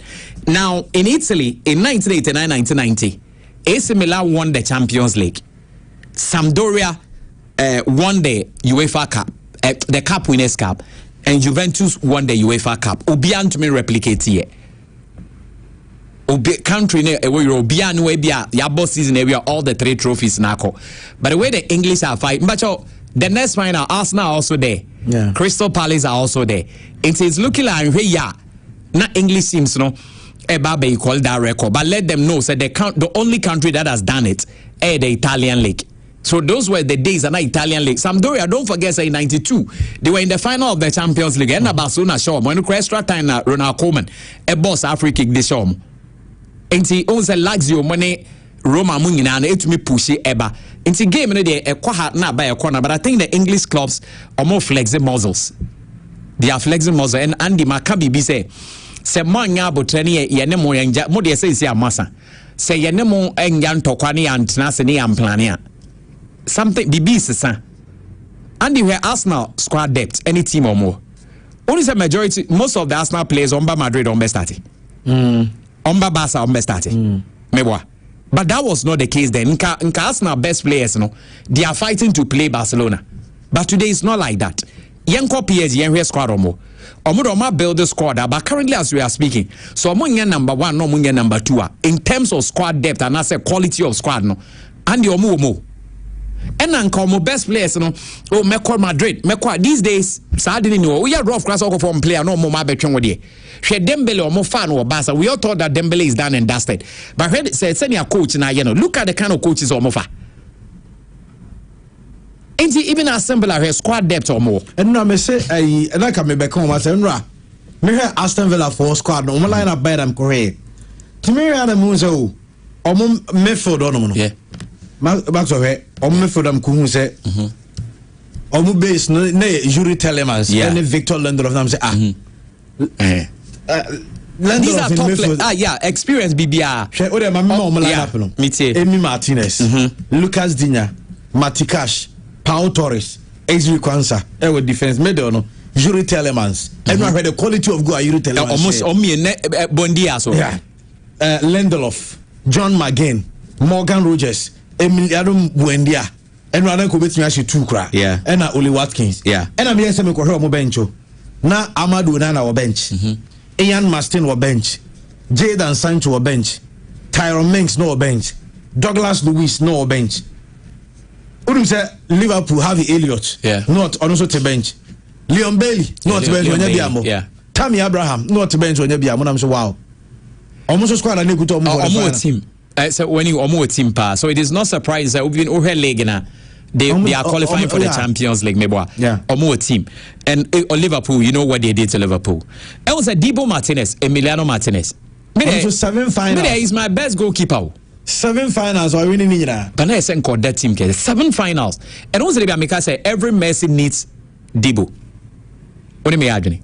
Also ever since Dibu eba Argentina team no more. It has all been winning. Yeah. Messi obebone ball. And our bonny ball are nonje. But in recent days, Dibu. Because 7 finals, 7 wins, that is a marker. Guy don't go down.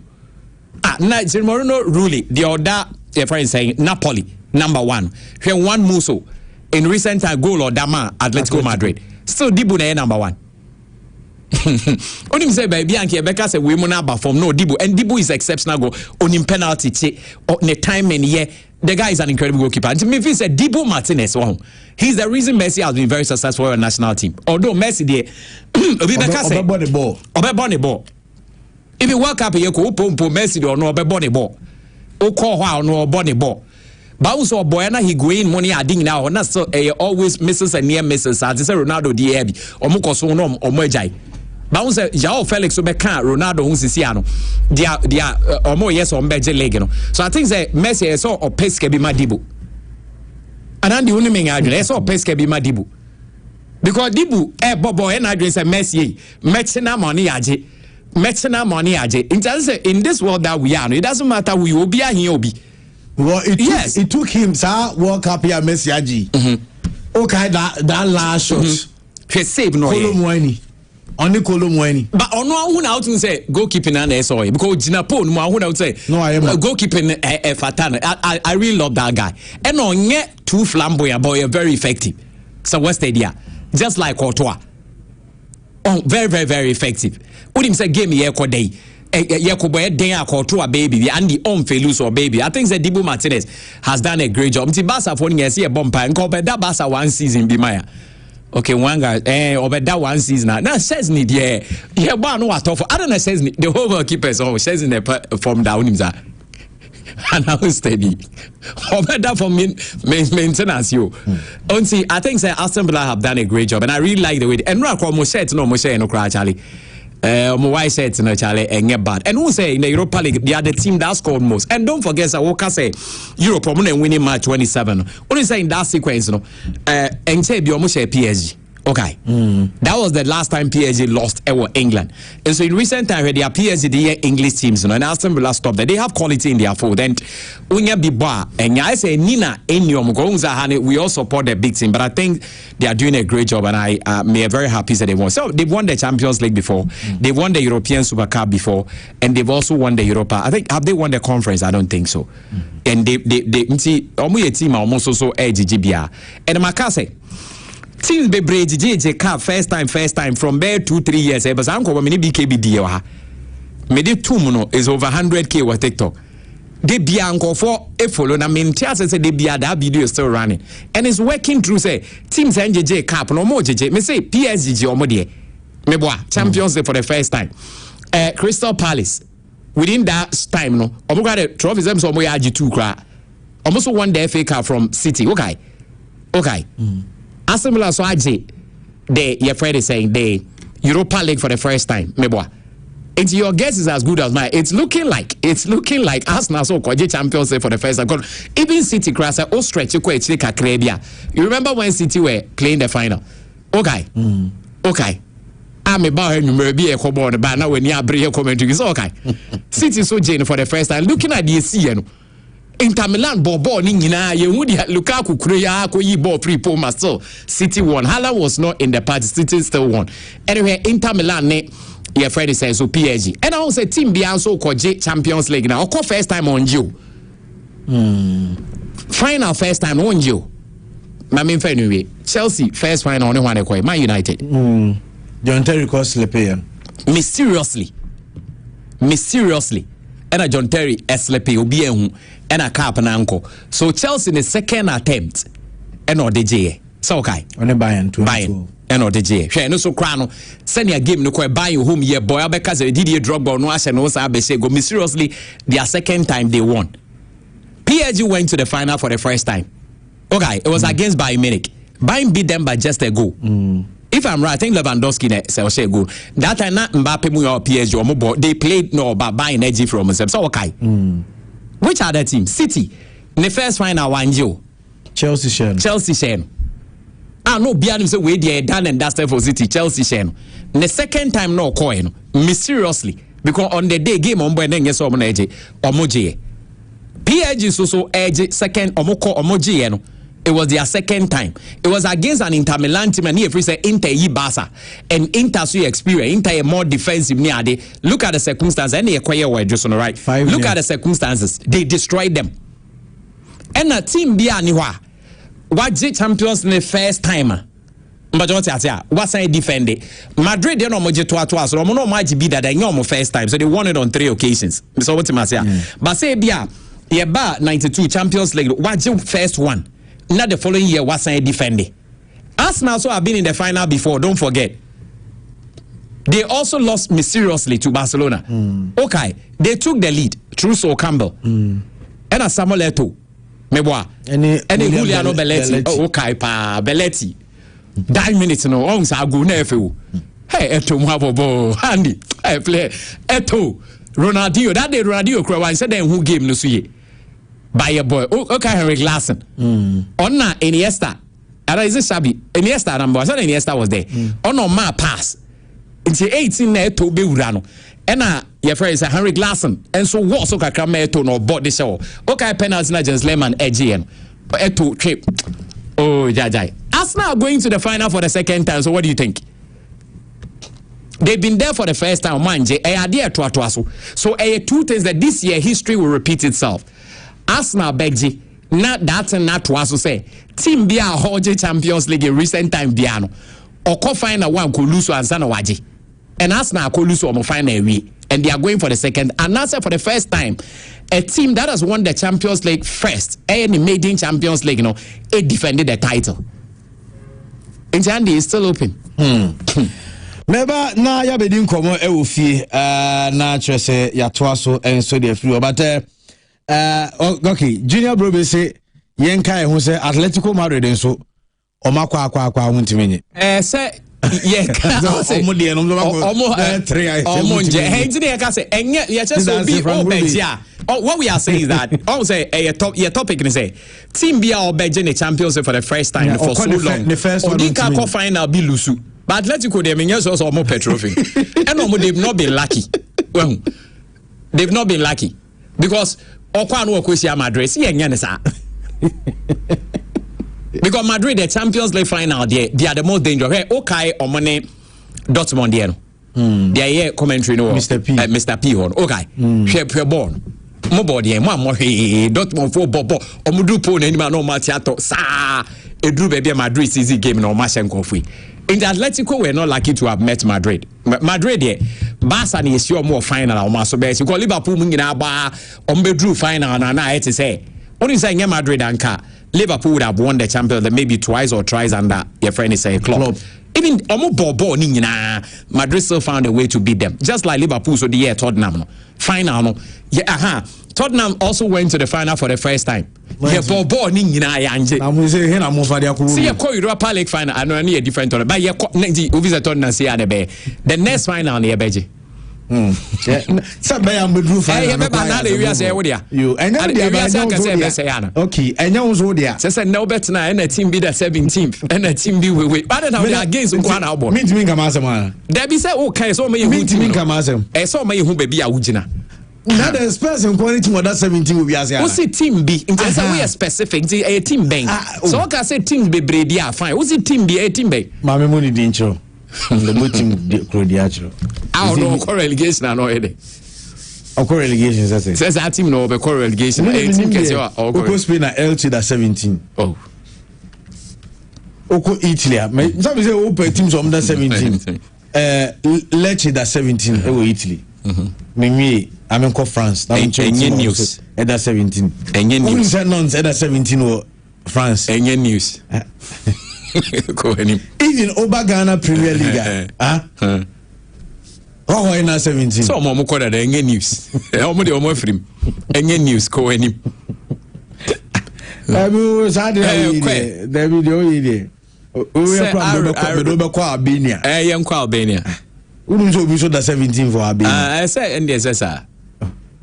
Abi amenye sir. Me dem come asem keke. Why? Pacho. Na England the one who so be that 17. England Tottenham so that 17. And no na person ka one very how they aka. And the news. And the news. Right, Maxwell me be Black Stars news kakra. Your pick report be say Black Stars prelim squad be 55 b. Minyanya squad ni nyina de but what I'm picking is no Andre there you. It was 55 ni mo. And yes mo could say included in the 55 but final 26 ne be depend from now till the 1st of June.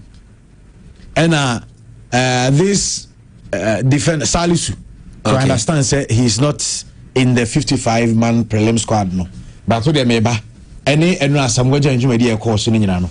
Ye the home komo but ma me ni komo bi sesi na me nka say Kumasi Agro Processing Company Limited enso apim te say akuafo na omode sa good news we enso e de bramuti mo amoye into agriculture no me share farmers no especially cocoa farmers no omode good news e de abromakofa Angel Kill Insecticide enso e de aba na ye kan Angel Kill Insecticide na we na ebebo me strong mo amodua na se mo amoye cocoa fu no onse etoda na black dark spot bi niema bi eni akate ha cocoa no wo boka edi yokoko fu na akate enso edi mreketua bi mrekuma bi no mo de sidi nyina ase koto Angel Kill Insecticide ni bi samo ani nyina ebedwane now a fully tested and approved by Cocoa Research Institute of Ghana under Ghana Cocoa Board.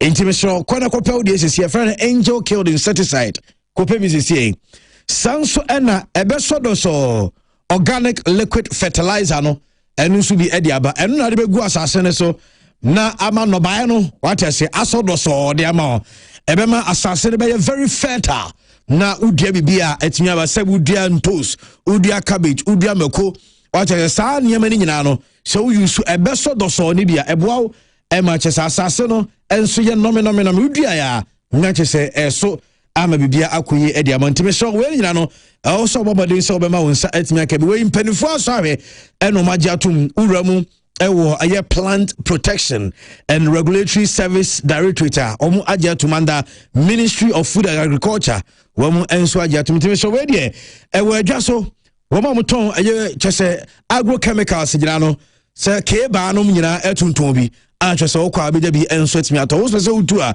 na wafre 0548 618-025 0548-618-025 and 0540-417-743 0540-417-743 na Angel Kill Insecticide any ebeso doso organic liquid fertilizer no won so agye de but we a 5-bedroom if you and I ton I finished what I say we bibia yes we enye on completed yes here we a 5 bedroom and yet on edan no ewo Chronom Red Park ewo aye behind Adonko Industrial Angel Industrial Company and as Adonko company na chiwo and as a 5 bedroom no ewo me show se opesa woto a na what friend number way 0545 388 553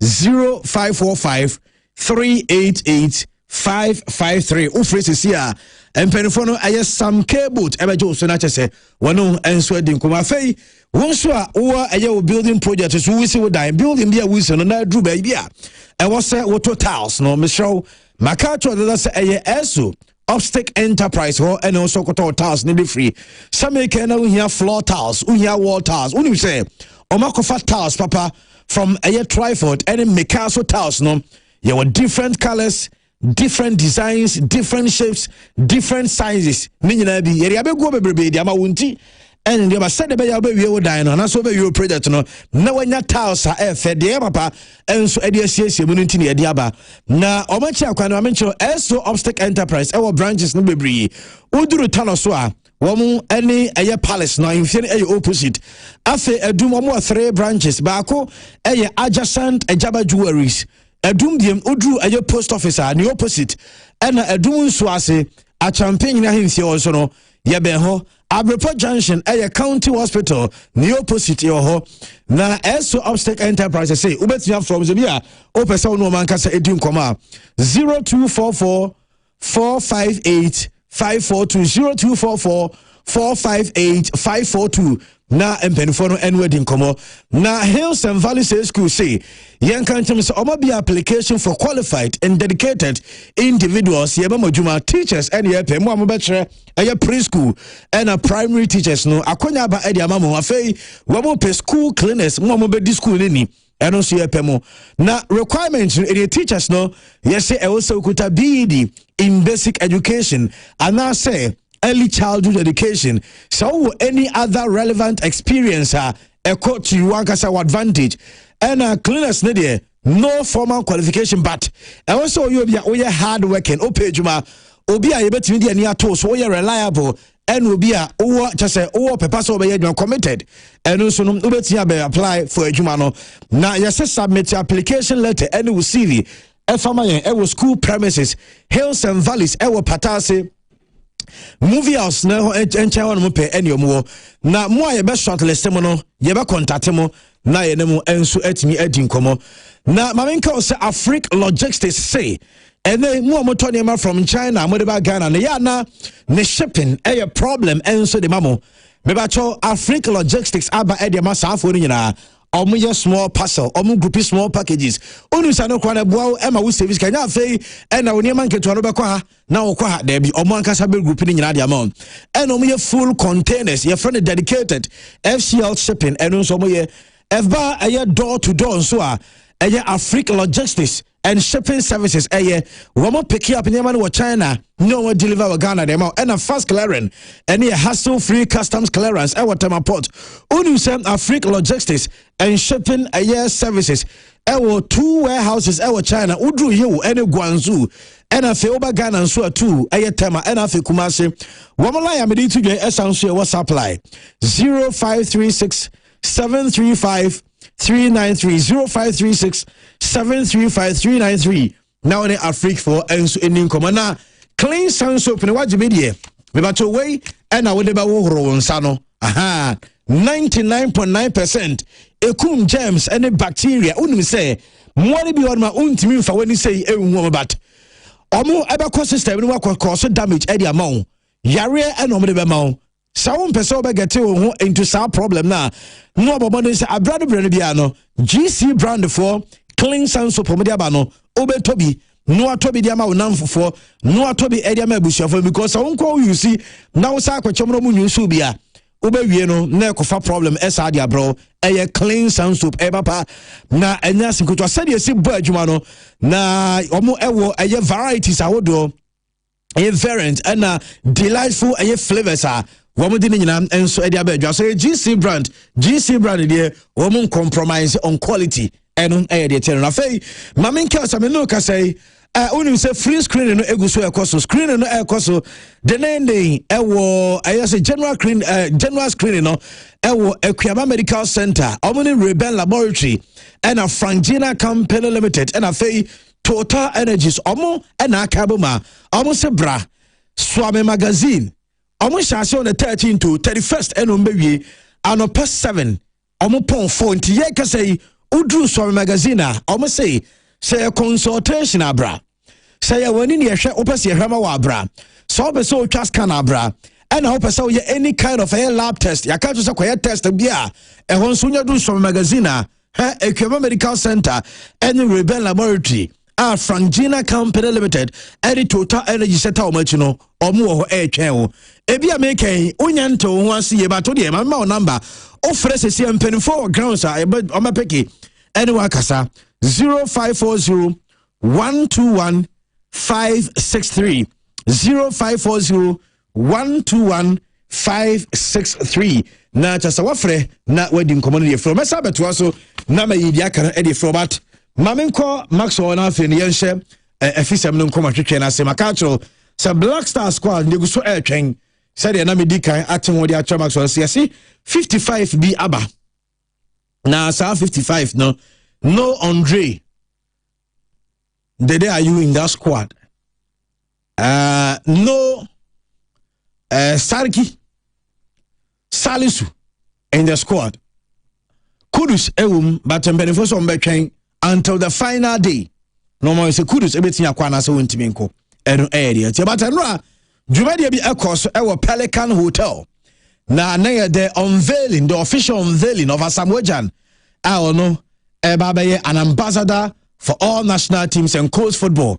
Ewa Ghana, Mr. Kurt Edwin Simon Kreku na owo dwumadi na se yente samwa odi tudwa any dwumadi potia eninti omo appointed Asamoah with this ambassadorial position. Thank you, Asamoah, for the memories. Thank you for the sacrifices. Thank you for the goals. Thank you for your leadership. And thank you for continuously answering the call of national service. Football gave you the platform, but you gave football something greater. You gave football identity, emotion, and unforgettable memories. You made us dream, you made us to believe, and you made us proud to be called Ghanaian. Thank you. Tonight, as proud as we are, and as we welcome you into this new chapter of service, we are confident that your voice, your influence, your will inspire a new generation and help strengthen the bond between our national teams and the people they represent. To our government officials, diplomatic partners, corporate stakeholders, and the football family gathered here tonight, let this moment serve as a reminder that football thrives when we build together. The journey to the FIFA World Cup belongs to all of us, to the government, to the private sector, supporters, legends, media, young people, and to every Ghanaian. This is our team. This is our moment. And together, we must rally behind our Black Stars. To Asamoah, welcome home once again. The FA president, Mr. Kurt Edwin Simodo Kreku, on Babyjet Asamoah and Okaka Krabat. Oka Asamoah the contribution to Ghana football community and also the FA president Kakra. Former Black Stars captain has demonstrated a deep commitment to social responsibility through charitable donations, youth empowerment initiatives, healthcare support, and investment in education and community development. Can we do it for him, please? Okay, I know I am the FA president, but Asamoah and Kasana or Jumadiana said now in some credit to ya Emra Oje this new position. Na Okasa Kakra, Elubabina baby jet, a bit emotional. Tonight is an emotional night for me. About a year ago, I had personal issues which led me to depression. Everybody can.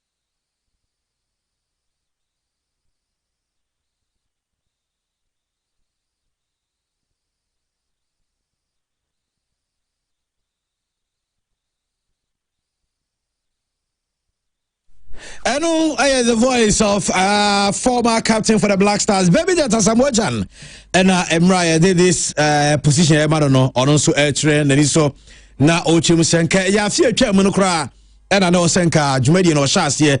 Na Afe, and na Humbua, and sweat me aso. I just say, on also I and I say, or Baby, because on one casa, I didn't who to say, young course football or no a product. I will course would on see a castle mebua. Na omo course football who they were emaning tumpoa.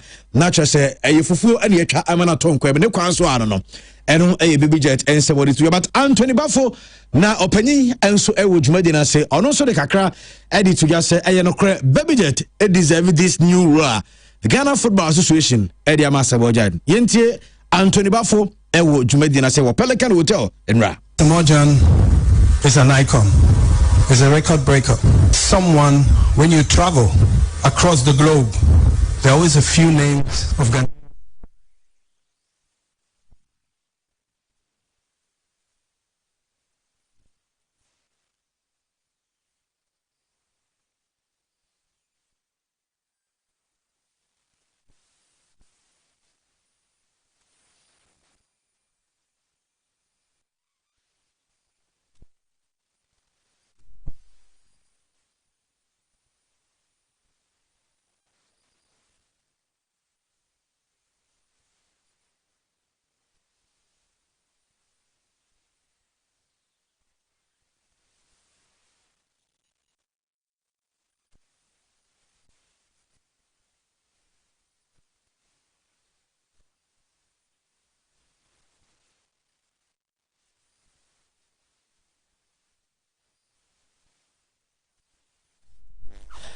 Well, I know Anthony Baffo and yete nene on Asamoah a position. The national under 17 and so ewo Morocco. Maxwell McCain Osiri. Emmanuel Ajimabedu no yeah winning is 3-1 but then enough for us to qualify for the workout. Here we go playoff Ajimabedu. Kakakra on how important it is for us to qualify. That's the priority.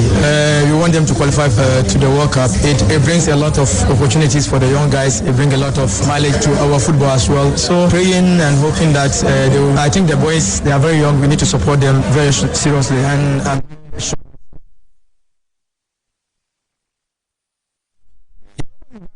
now yeah, they are pre-qualification. Max, Andy, okay. I'll say 55-man squad. Yeah. Well, I'll say like a mandatory like ube to me like Mrama Queen. Yeah. Say we'll shortlist 55, but the main tournament I think 26. 26. Yeah.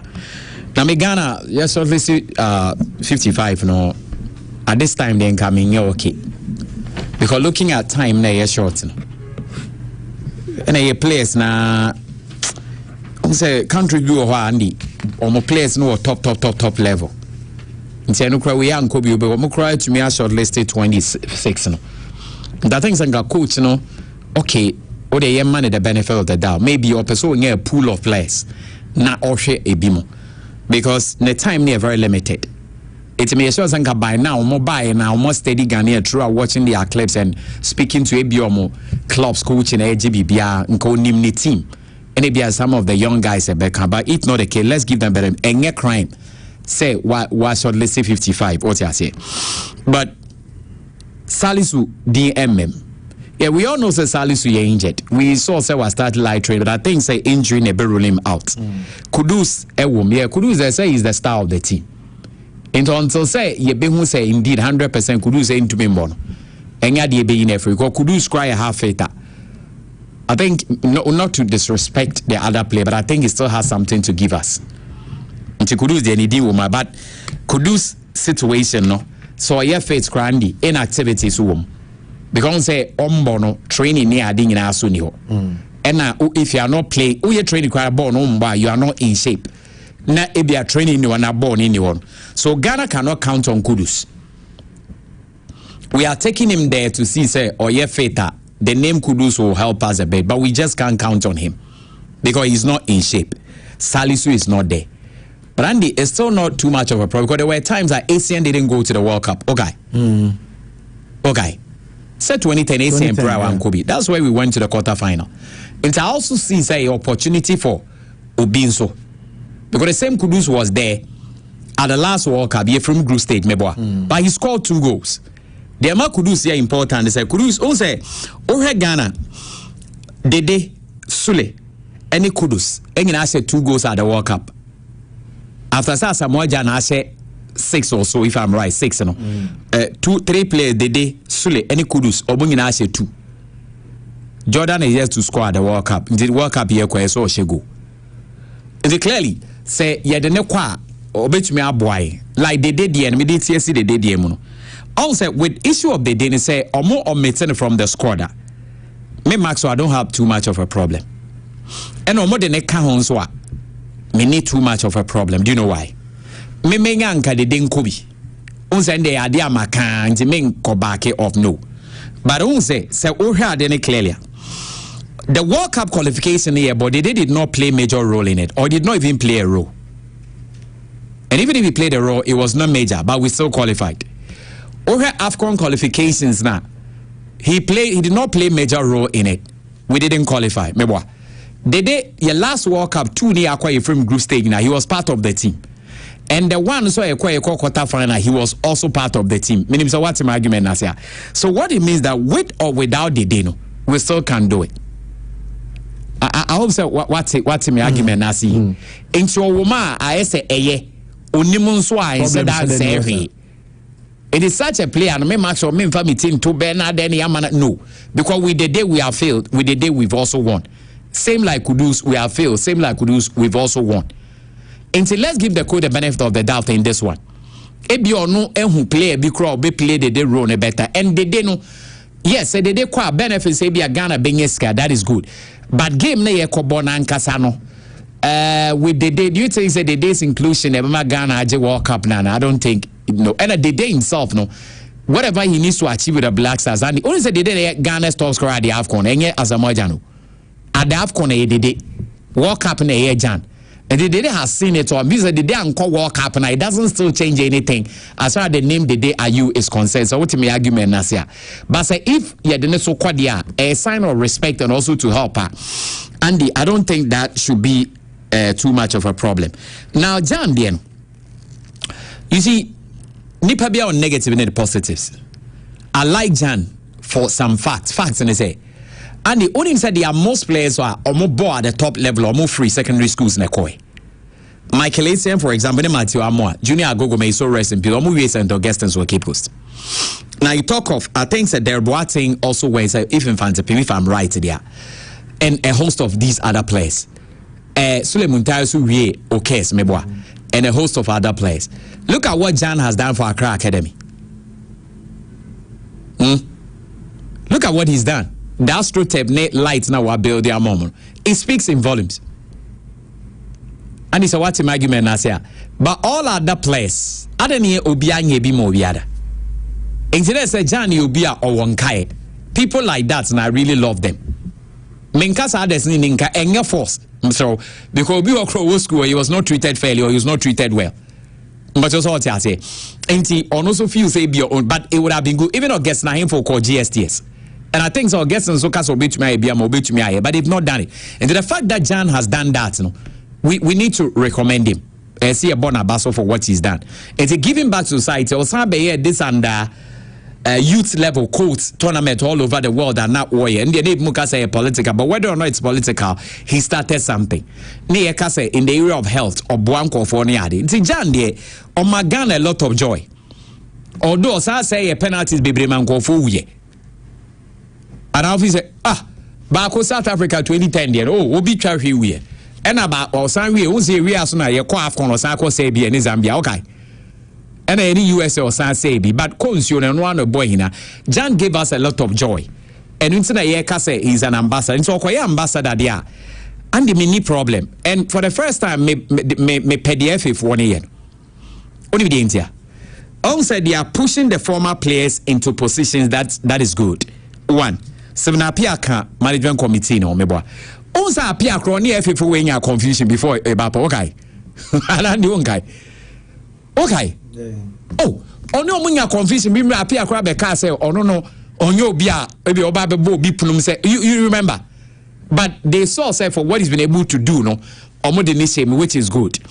Now Jan so on wa ben team na and I say o my official some can say o man official we no operate Jan so ye ex player ono so ye good John Painter mbajo ta say ono so omo de ni wura coaching ho odo ho ne ye no bebre feel say nye ho na ye so wura ba ye mfa ground to che Painter obobo Black Stars ankasa pa ope players or mudi akote tam ye beji dia untumi you 1 2 3 4 be Painter free mo. Number 2 hono from the time where Israel they ba West Ham near the original Musa consistently. Now they say John Painter no ball local in no ball Black Stars. Owo brekum Chelsea no. Arsenal. Nina no ball Black Stars. Nto on Bob Black Stars say he was very consistent. The ball ne there super ne punk na utwa no udi hu na on the ball obeti ready. But coaching area if you say nkomo fa ne mra the youth level ni bi. But whether or not what is good. The answer me okay ni say o hwa be the Pele Anthony Eboa mona. And then the youth don't know them. Well, like ya Abdul Razak Mohamed Polo money ade no. Like Omati Omudin, but they did not feel it. But here can say he who feels it knows. And the year can Pele history actually. Now all her Messi Cristiano Ronaldo, it is not the same. Because when you feel it, until you really know it. Yes, he who feels it knows it. But Rebecca history natural, Rebecca saw ya there. Bob Marley, the entire story, Ginny said the music is still there to listen, so you still feel it. Michael Jackson, you still feel it. But you what else here? But if more how bet ebi akakeku, meaning so what telling you da? On take akakeku to boy me. On the Ghana, you to for him and akakeku. Okay. Amami nyomno ba kubi da na minim de. On the name to for him. No me swapam says a primary Negro say primary no we e watakwa yi on be ye ho na enye so no ofra boss enye zo. That time near call come moment and I'm near Moscow Friday the whole takwa enye is sa but no nyum way. And so you did not feel him, but the history will tell you. And so those of the older generation so monambe ambassadors are ye the benefits. Because the youth or the people na majority will not resonate with them. Meaning so what I say, but say Jan, appear, ACM money adedia. You clearly say ombe to me TV. So what we do is that those in the older generation or moji trophy no, because when you know man je kapu, or man je kam so na so benefit or blasters no that ye Ghana for. Into omo so omo brain omo je cap no, so omo no way today. To say Razak, Polo mo, Georgia Lassan kwade say cap no adi 2. Georgia Lassan money ade e bi to say PSK Paha money sa anko for no. Joseph Car money sa ade no. John Banama money e so mo so ye bibi mo. And no money 30 obi sa Anthony Bafo Abedi Pele also won the trophy for don't forget. Opokunti money ade. Almost so ye see ye bibi mo no mom ni 30 do mo experience ni ade e di push the young ones no. And you can see a conform more and working because people don't really know them. Looking at the time, see, I bless your my brain is our problem. So only problem number 1. Kwani ya dio munyi na ko blasters ye hu mfa so bi e dia ba o. Minim sa ndi hu ni mfa so bi e ba. Seven apia blasters ko mfa so abaire. Oh ye din ko minim yon say ye nyina yesu ante bia betumi a kire. Unimbi. Misumi nim. John Painter, you didn't call Lazarus or the Vaso Abaswede. Binimbi. As a moja crab, Lazarus, you didn't call Nanzia, so on a Moradia, me whom Faso and Vaso Bianiso. It's not make us say, you need through near Mano. Oh, say, team Ning yet me so be sorry, non and I'm Yanisa. It is so be bad team now, next or official position or quite specific job. It is here, see a mano, so ambassador, I bless that. And him said Jan obey to me but Jan is making sure so obey neutral no I in eduma. But just what I say, member of my obia influence no. He's working for Ghana, he's not working for anybody. No more man as I win or onye eduma na or more enemy. And see, me problem say ye who results biya. I don't say appointment ne ba na akwa say one no be ka say a job for the boy, but this one a job for the boys. Sasa moja na be ya ambassador ready Anthony Bafo kan.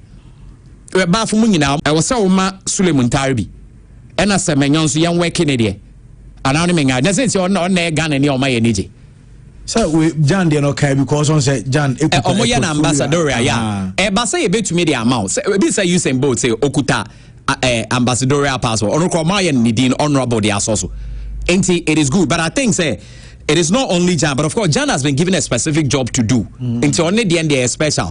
But I'm also trying to say appear Asian Emoni Sule Moniadi they should also be given because for nothing at all Unimse Sule has won the Champions League. Now the Champions League oh that's how the Ghana drew level be or bomb. Oh Andy World Cup in our soccer account. What did Ghana benefit from the Champions League? It's a source of pride. Ghana yet way Africa is here. Ghana na your my European Champions League the pinnacle of football. Yeni ye players Argentine bebre enye nu nyamse. Ball is here ko boy. Diplomatic passport the match just like that. Nenya sa. Say ball na ye ball mpacho ebi sa Antonio boy say ko nya diplomatic passport that minim so obi dia. Because being a black man or break you through to Germany or call captain team or look at what he did. On say enum nyam se na ye de say o man no enye a national team nkwao obi wan enum nyam se no e ba what outside the world.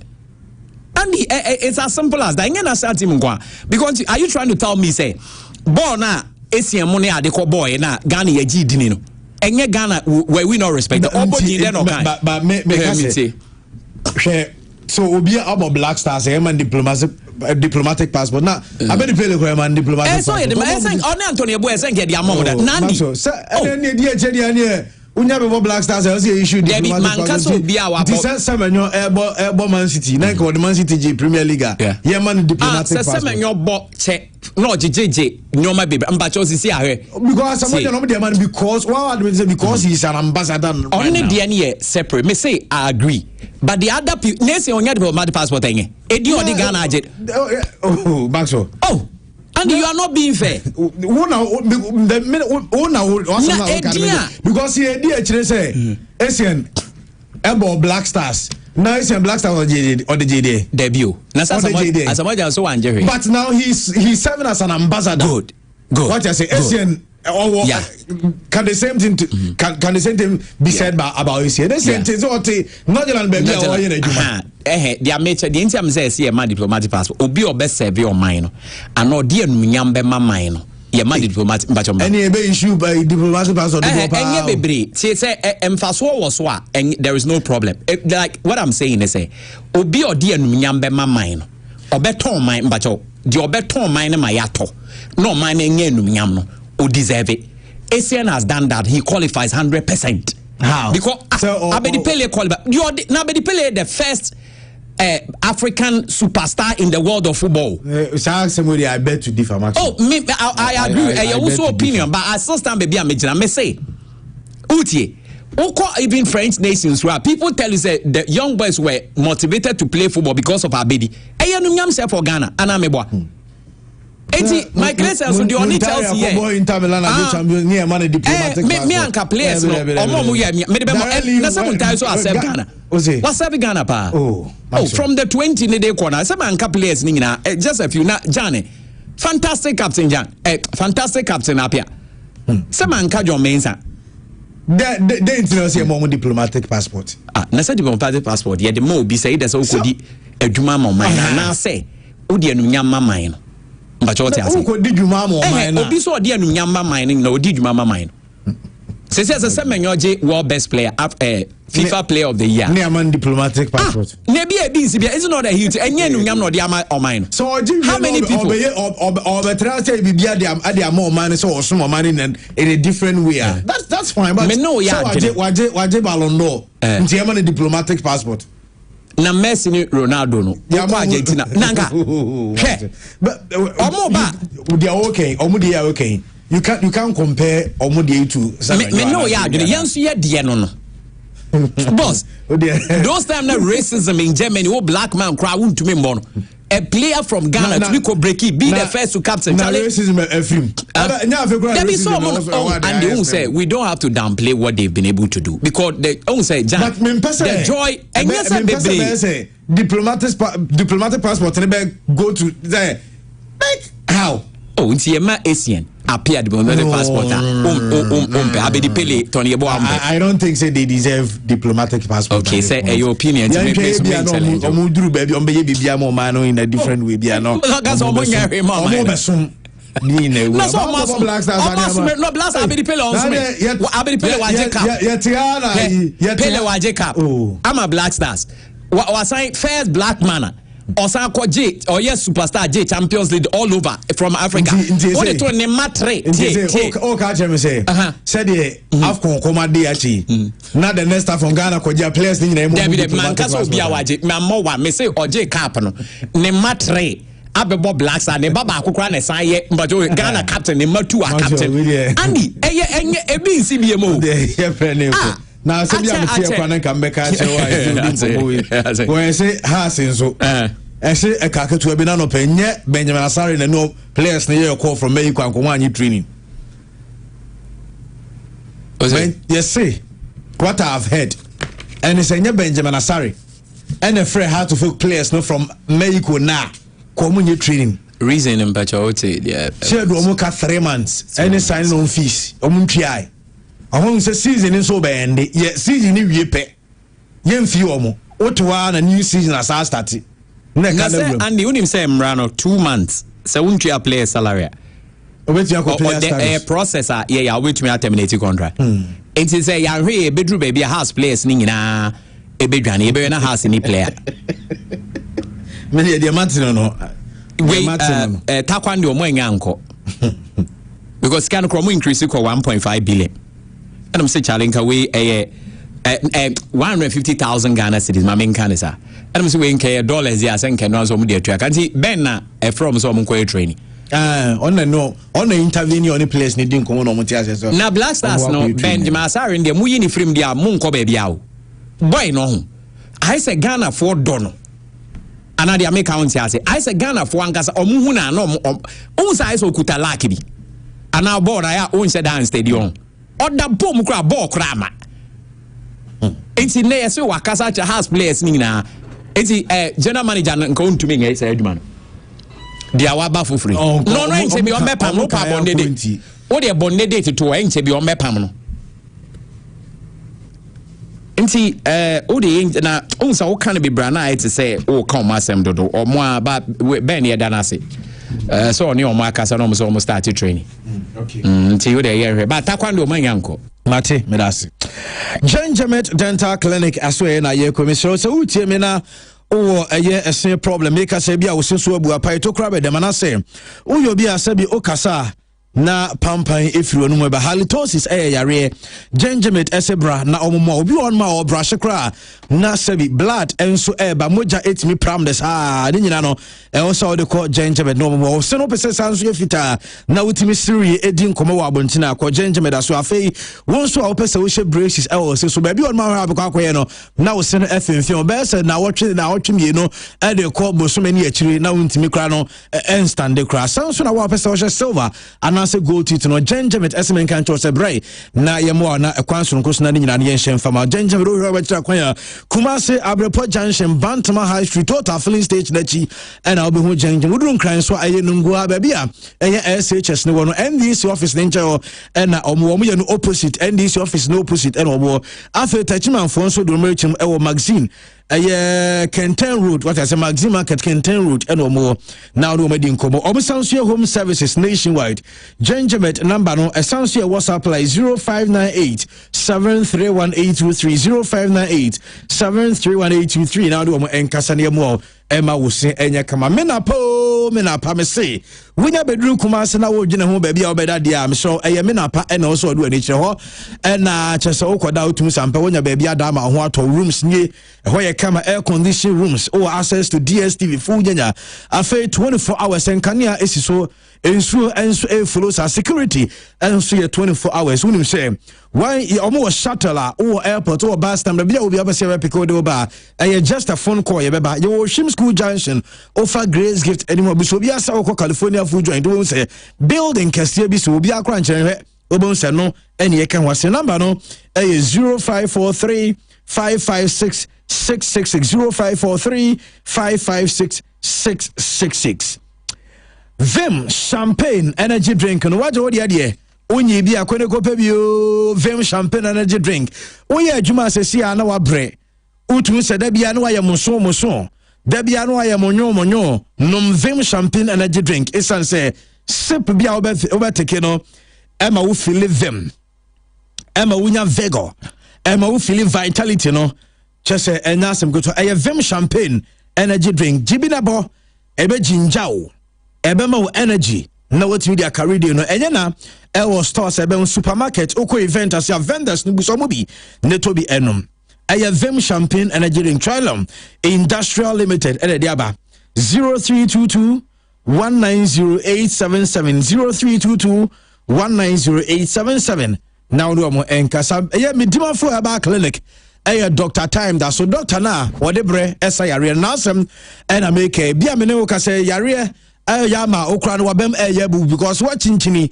baby wo so okonyina no wako concussions awodo nyama ye dia ma wanom no enya ne makoto ba still oho ento enuro de wanom bi ye de wachini ba still enya de se oho eto ko aye medima fa so ya doctor time that so eni na pam for honma wambabo ama yaresa enso aye wo chefa atwoma agugu ena doctor ewo 0244 774282 0244 774282 na no enkasa Kenny Ross Internet Solution makacho say some who operate a hotel or office a school who fear and we hear internet connectivity for Kenny Ross wati 0208 282810 0208 282810 na Kenny Ross eme connecto emfa wontum na bibia anya kama emfa won few of the birthdays na sorry abesho say ba no abeto aso dia ba mo na menke say ene eye Christiana Owusu eye ne birthday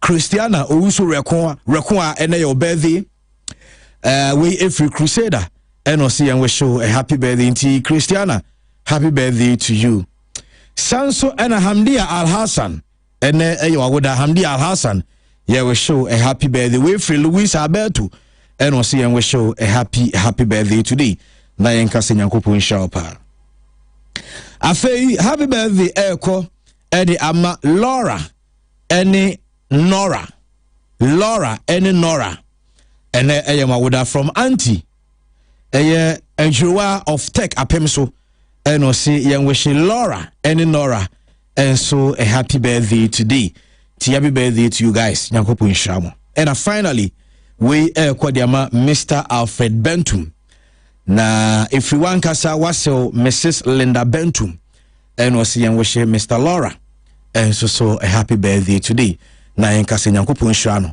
na onya ne kese ma bibia enso enko kama entumi emfama no abani bibi obi ma na bibia no enie medawasi nso medawasi na ye na eti na semina o kan na ase as for no so chereze protest mudie da bia chese case da bia case nanu ya na mu kan rene hene gasem $150,000 send there as I recall work up in about scan here betia as I recall work up in scan here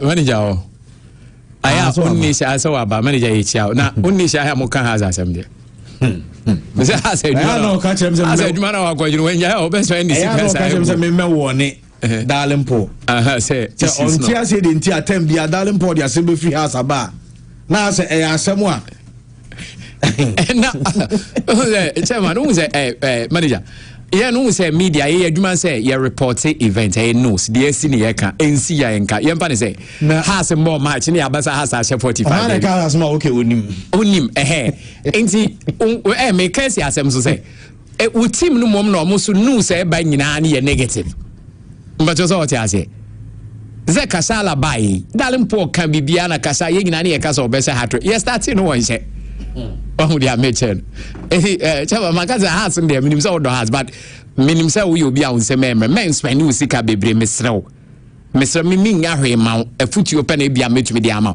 sika na be waste andi nie o ma ne ko Tanzania ne ba enu mo be we now so Tanzania da be na because Sidla cars over quarter obi se mi mbisa Sidla am se me ntumi mbisa so wona me bisa o se da be na be ko me sorting me rent me wi ameko Obeko Tanzania now. Tanzania crown is also different. And they say US young guys are on say 17 position I'm a can. Why ya bezo can get it to me? Oh, yeah, when you go anyway, have a draw. On why? Yani Everton be draw na yesterday. So go difference. Yeah, win the mean to be kasi be ko yasan. But draw the between aboni. So go difference in there. Now West Ham so that don't mo yere. Yempon why? That's Ebisa for ya must say send me so munya abre ene edi djuma Nyankopon ya adoma. Ya besan ene mo hia chena na on the Fridays edition the also ya kenyina na ya ba be kenyina de abamo. Ene na chairman BKB ene de send we guest anambo. Guess we are ambush or ambush. Is that am friend on pa? It's not me so ma.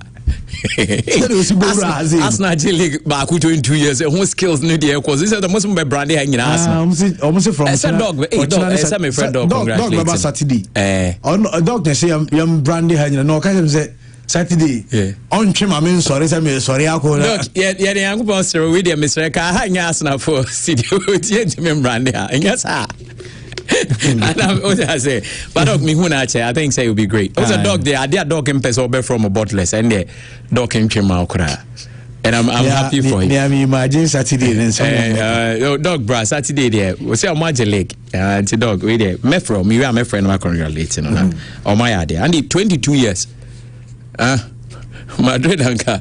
Bye bye. I wish I go Yapon. I'll be sure it's up next.